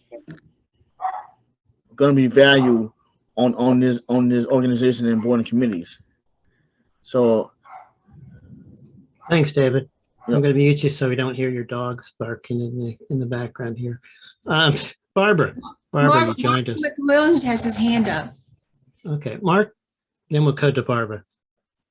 I just wanted to react to what David said, because many of the feelings that he talked about experiencing in meetings are feelings that I've experienced quite often myself. I'm thinking about groups, school organizations and such, where you get in a group of 70 people and you're one of 2 advocates or something. But it reminded me that when we're mentoring, it must be true that we are not just mentoring related to a person's disability, but that we're mentoring broader skills too, right? I mean, sharing our own and our experiences and establishing that, and some of the commonality of some of the feelings that people have or the experiences that people have in some of these settings. Thanks, Mark. And just to highlight 2 of the points, one of the points is that we all have these feelings. We tend to hide them better, aren't we, Slick? And I'm not worried and I'm not fearful, but we all have these kind of concerns and worries and uncertainties. Barbara, you joined us a little bit. Can you share some of your thoughts about? Just a minute, I have to go let somebody in. I'll be right back. Okay, that's just fine. When you come back, Chris has her hand out. We'll get you when you come back, Chris. Okay, I'm gonna mute my dog. My dog is barking at David's dog, so if that gets noisy, I'll back out. So I'm thinking about how many board meetings when I was at the ARC and exec, how many board meetings we had, our variety of folks at the table, and individuals would get off track during the board meeting and get into personal stories, whether it be a vacation or a situation they had at work or something. And I think it's important that mentors know how, and this is where I think there's some dilemma as far as when the mentor can speak and when the individual can speak, if the mentor isn't on the board themselves. And it's really being organized at like a Robert's Rules kind of thing. But somebody needs to be able to get things on task and have comments that are appropriate for the meeting and for the subject that the meeting is on. So I think that has to be prepared for and thought about. Chris, those are certainly really on target because the whole purpose is to help the person be effective. The purpose is to help the person with disabilities be an effective member of the committee, the group, the board, the policy, whatever it is. It's not just to be present. And so it's a really important piece. Sometimes people don't, sometimes that can be hard to do. Sometimes people don't focus on it because it's hard to do, to call somebody, really call somebody out. One of the advantages of being in person is that, you know, during the meeting, you can simply have a coffee break. You can have those discussions on the side. It's harder to have them, you know, you can't, it's just harder in Zoom land. But really important to remember, we're trying to help the person be effective. That's what's going to help them have an impact. That's what's going to change society's perception of people. So there really is this guiding piece of effect and mentoring for a purpose. Barbara, you're back now with us. What are your thoughts on making a contribution, helping people be on boards, and really the issue of supports? Really, how do you think that the CAC can support people better or have mentors? The very first board I was ever on was the CIO in Nathan, and I had transportation powers. She made little effort to get me there. When I was there, she didn't offer me any education into the board. I felt lost, but since then I have matured professionally and I feel accepted now. Thank you, Barbara. Those are really important points. Really, really important points. Feeling accepted, feeling connected, learning the ropes too, certainly. Emily, we said we'd come back to you.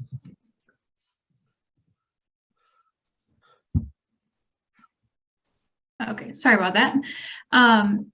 So it sounds like there's a lot of room, like as a staff member at MyDDI, I'm trying to think of it from my context of like, you know, how I'd fit into all this. And it sounds like there's a lot of room to, we've talked about already, like preparing documents, getting information out, you know, in a timely manner. Maybe there's opportunity to look at, you know, how do I say this? Like consistency, like consistently getting information out. You know, we've talked about, you know, 2 weeks before a meeting or a week before the meeting, or consistently providing that kind of stuff, or, you know, I guess more guidance on how things go out, or when they go out, or what supports are provided. Yeah, I hope that kind of makes sense. That's kind of what I'm thinking. That's very helpful. Thanks, Emily. Elizabeth, we haven't heard from you. These are all great ideas, and just the only thing I would add is, as an organization, I'm sure that, you know, we'd be able to compensate the mentors that are parents and, you know, people with disabilities as mentors, to compensate them in some way for that time in mentoring someone. That's really sort of a decision point that groups make. Sometimes when, if you're on the board, the committee, the group, then that's something you're doing as that. There's the whole piece of people are volunteers and we think people ought to be volunteers. And then there's the whole piece of you want to, compensate people for energy and effort and whatnot. And the dilemma we get into is, so you get everybody in a room and some people inevitably being paid and some people aren't. And that's where you get to the dilemma.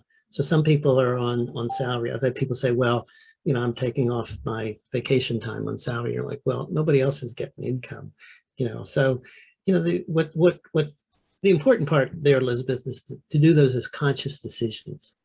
That's the problem where we get into, is where things are just either they're never thought about or we don't want to talk about them. Money is something that in America, we are very unwilling to discuss. And we would do a lot better if we had more transparency about, who's making decisions about where the money goes. But that's another topic. But the issue is being conscious, being transparent about these things. So it's perfectly fine for an organization to say, we're all volunteers and we don't pay people. That's how it is. If it's conscious. It's perfectly fine for people to say we're going to pay X, Y, Z and so forth, but too often those things are never made. So Elizabeth, they're really important pieces and to be discussed. I think I got everybody regular. So Michael, I'm going to go to you. Michael, your thoughts on the issue of providing additional supports to people or mentors? Michael, I guess that means you're here regular. Maybe. Yeah, I just trying to think about it from my role as well, as someone who's, I guess, provides support to our CAC from time to time. I think just being proactive and having a structured way of disseminating information, setting up mentorships for those who want them, and like Mark said, having those be time limited, so that folks can, so you can have folks, start to develop those leadership skills and feel comfortable on their own, and perhaps then they can become mentors to new members as well. So. Thanks, Michael. Let me just speak to the time limit. That's come up a couple of times. We really recommend you have a time limit just because it makes it easy. It's hard if it just kind of peters out. So for example, it's really like sitting on a committee, sitting on a board.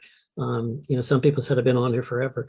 Having limits, time limits, forces us to get new people. So that's really an advantage. Around the mentorship, it's helpful because then it has an end. It doesn't have to end, but then nobody has to feel bad about saying, oh, I don't want you to be my mentor anymore. Or nobody has to feel bad about, I did this for X time, I'm worn out on it. So this setting limits is really helpful.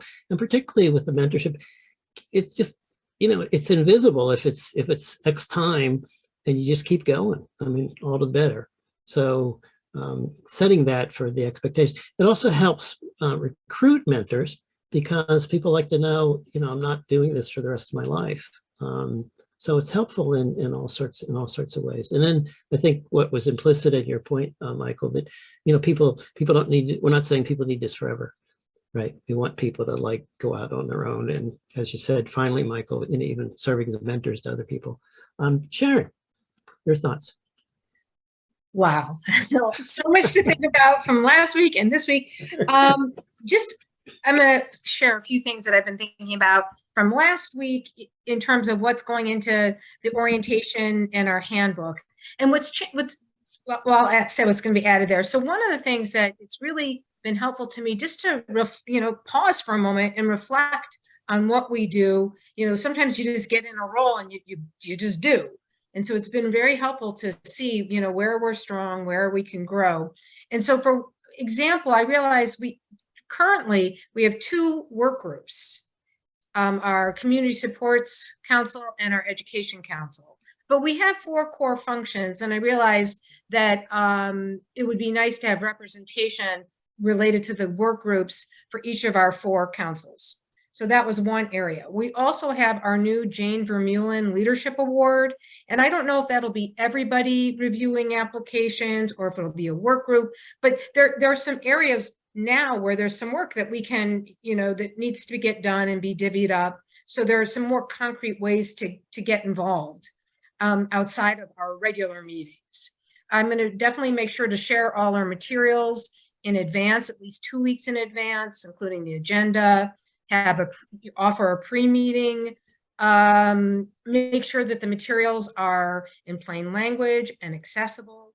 And then it's funny with the orientation because we have no new CAC members. We're all, we've all been around for a while. So it's funny to call it an orientation, but I think it's good to kind of revisit because maybe not everybody got an orientation. I can't remember if people have come on and off, if there's been a formal orientation. So I think we definitely want to do that to come together, kind of just take an overview look at what the CAC is about and what our charge is and what all our projects are.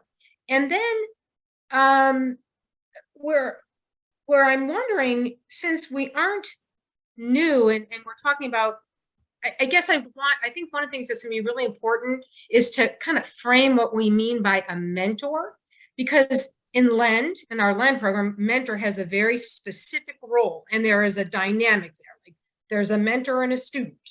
And, are we going to have everyone who's new to the CAC have a mentor? Do we ask whoever wants a mentor to have a mentor?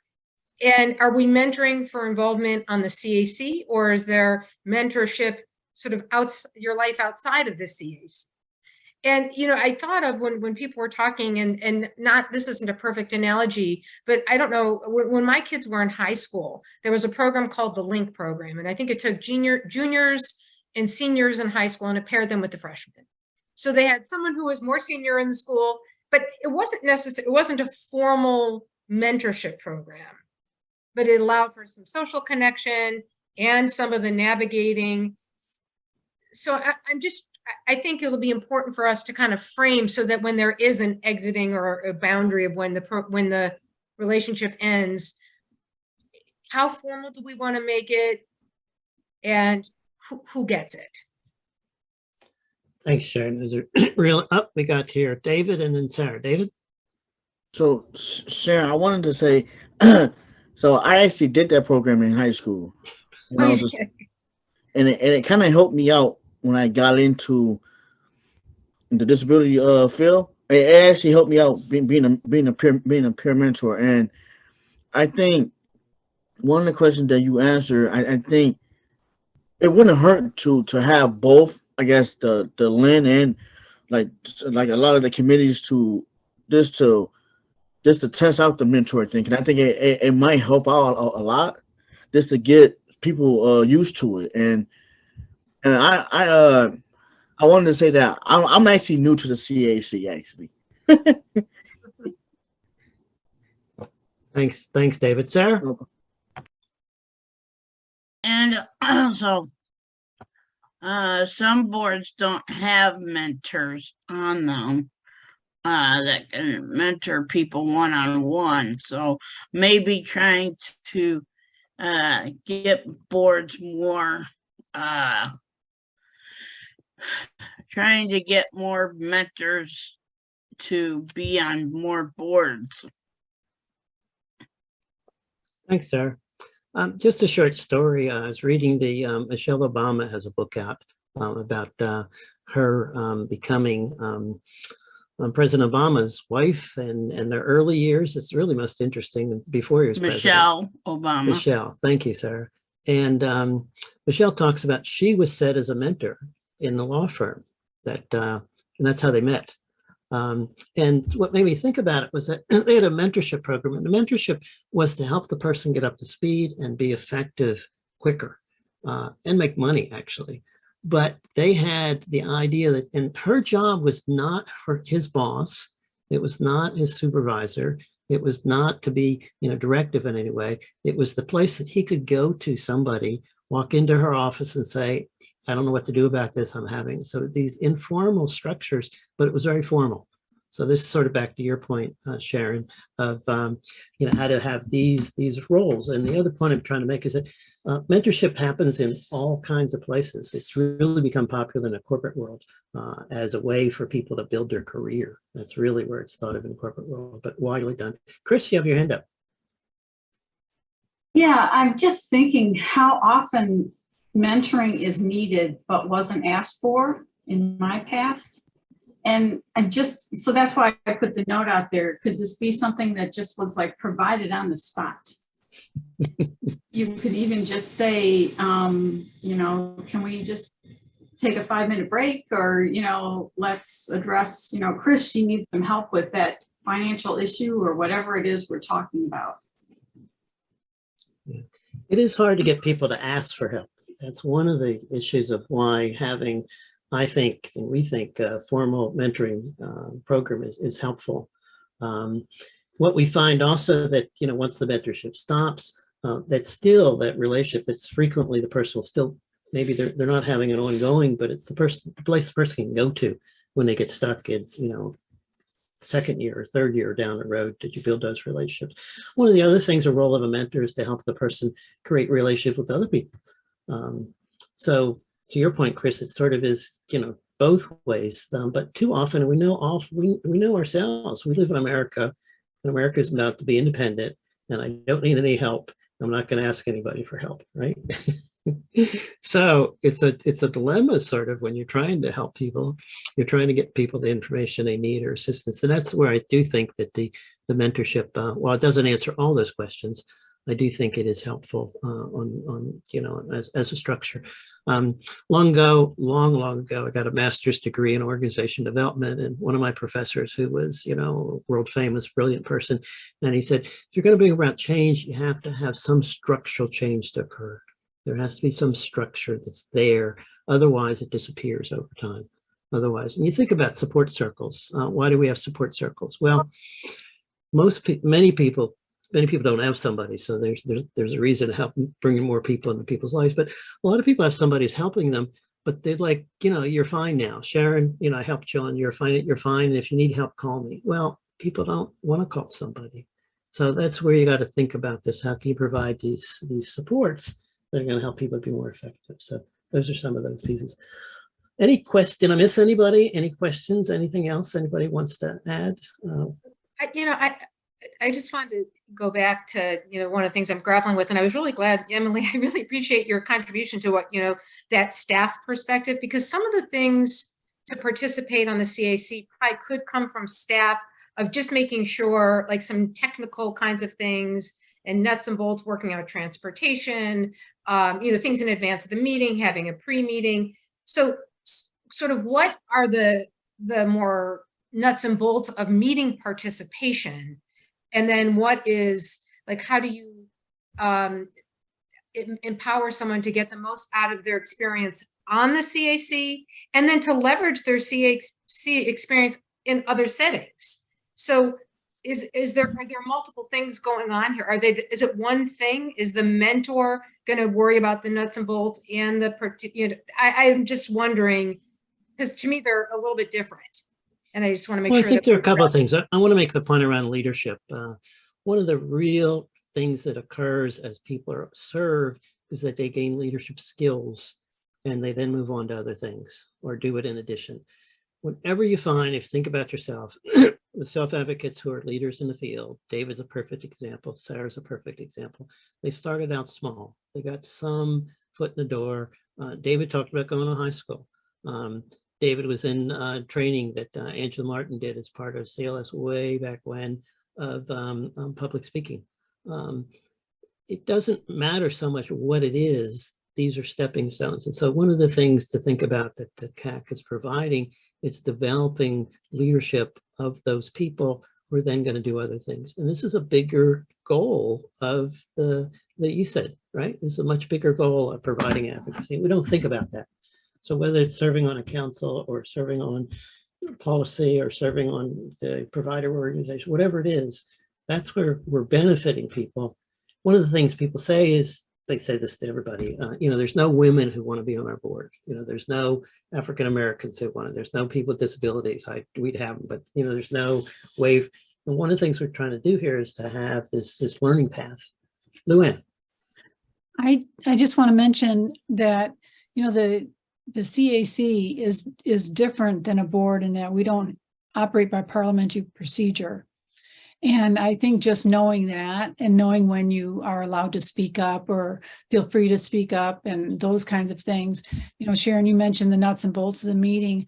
I think that's really important because there can be a perception that the council meetings are a certain way, and that's not necessarily so.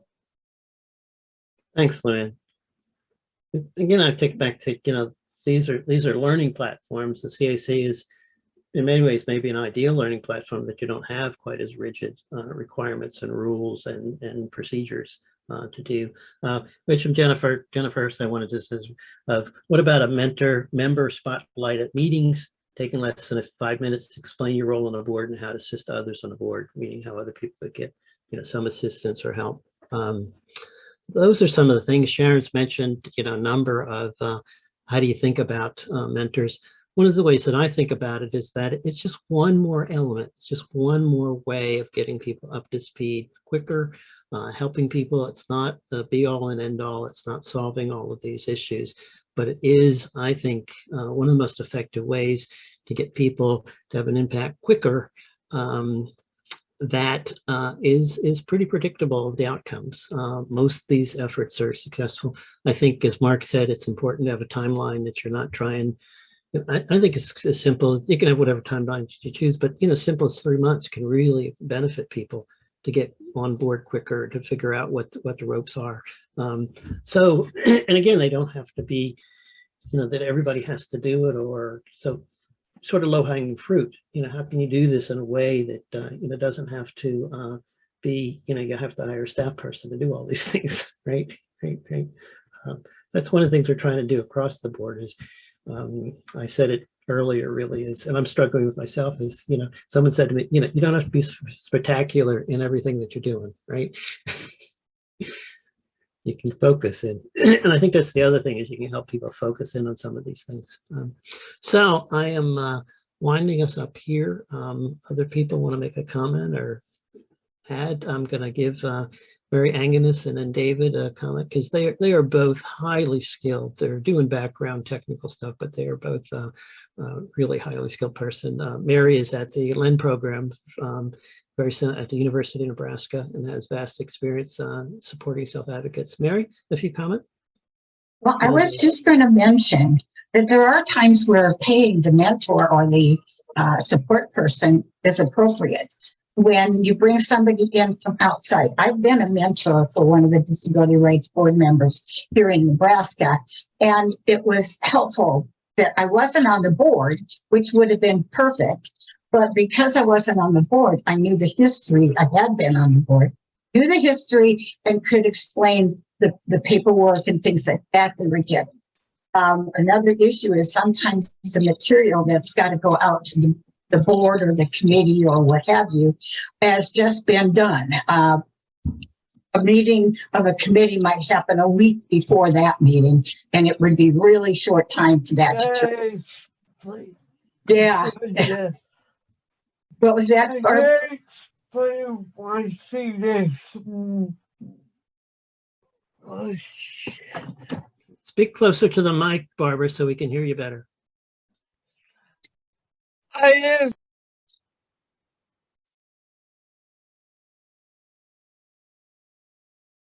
Oh, we lost her. Oh dear. Oh dear. Oh dear. Well, maybe she'll come back.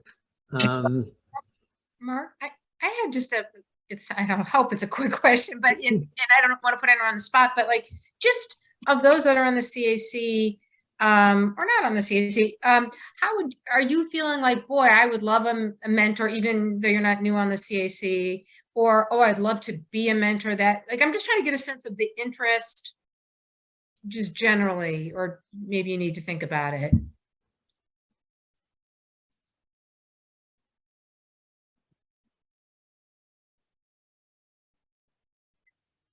I think they're going to think about it. Look, Mark went off mute. Oh, good, Mark. Good, good. I mean, I've met her before, and I'm interested. I think it's really important to identify what people want, and even maybe who they feel comfortable working with, and then it probably means, Sharon, you talking to the person individually. That's usually the best way to get somebody if it's a volunteer position, especially, is to ask them individually and specify what you want them to do. Yep. Thanks, Mark. Angela's got her hand up. Angela. I think to that idea, I think always I know I am cautious about throwing my hand up to volunteer when I don't know like what I'm volunteering for. Sometimes I get voluntold, and then I'm told what I'm going to do, and that helps me. But I think maybe asking everybody the same questions, and it's just really, then it's just an open, asking each person so that they get a sense of what we're asking, and especially because I know we don't have full attendance here to do, so we had a lot of conversation, and we need to bring everyone up to speed, so that would be everyone's on the same page, knowing exactly what we might be talking about, and then see kind of where people, and heck, some people might want to be a mentor and a mentee, so I don't know. I was wondering, and I know we're right at the end here, but just another thought of like, there's some other things that are part of a mentoring relationship that are really nice that you may not, mentor is very formal in my mind, maybe because we have a formal mentoring program, but just the idea of being paired up with somebody, like maybe you touch base in between meetings. It's like, it could be strictly social or just a quick, hi, how are you? Just that social connection. So I'm trying to process it because I think there's a lot here, and it could be a lot of wonderful things. And I think you're absolutely right, Mark. You got to find out what people need and want. So, but I would welcome input. Just to add one more thing, I think because we're doing something new, I guess also give a little bit of grace as we sort this out. So with all of you trying it with us, we're all going to try it together, and we're going to get better at it because we haven't had it before. So I would recommend that you think of it as low-hanging fruit, and you try and do it at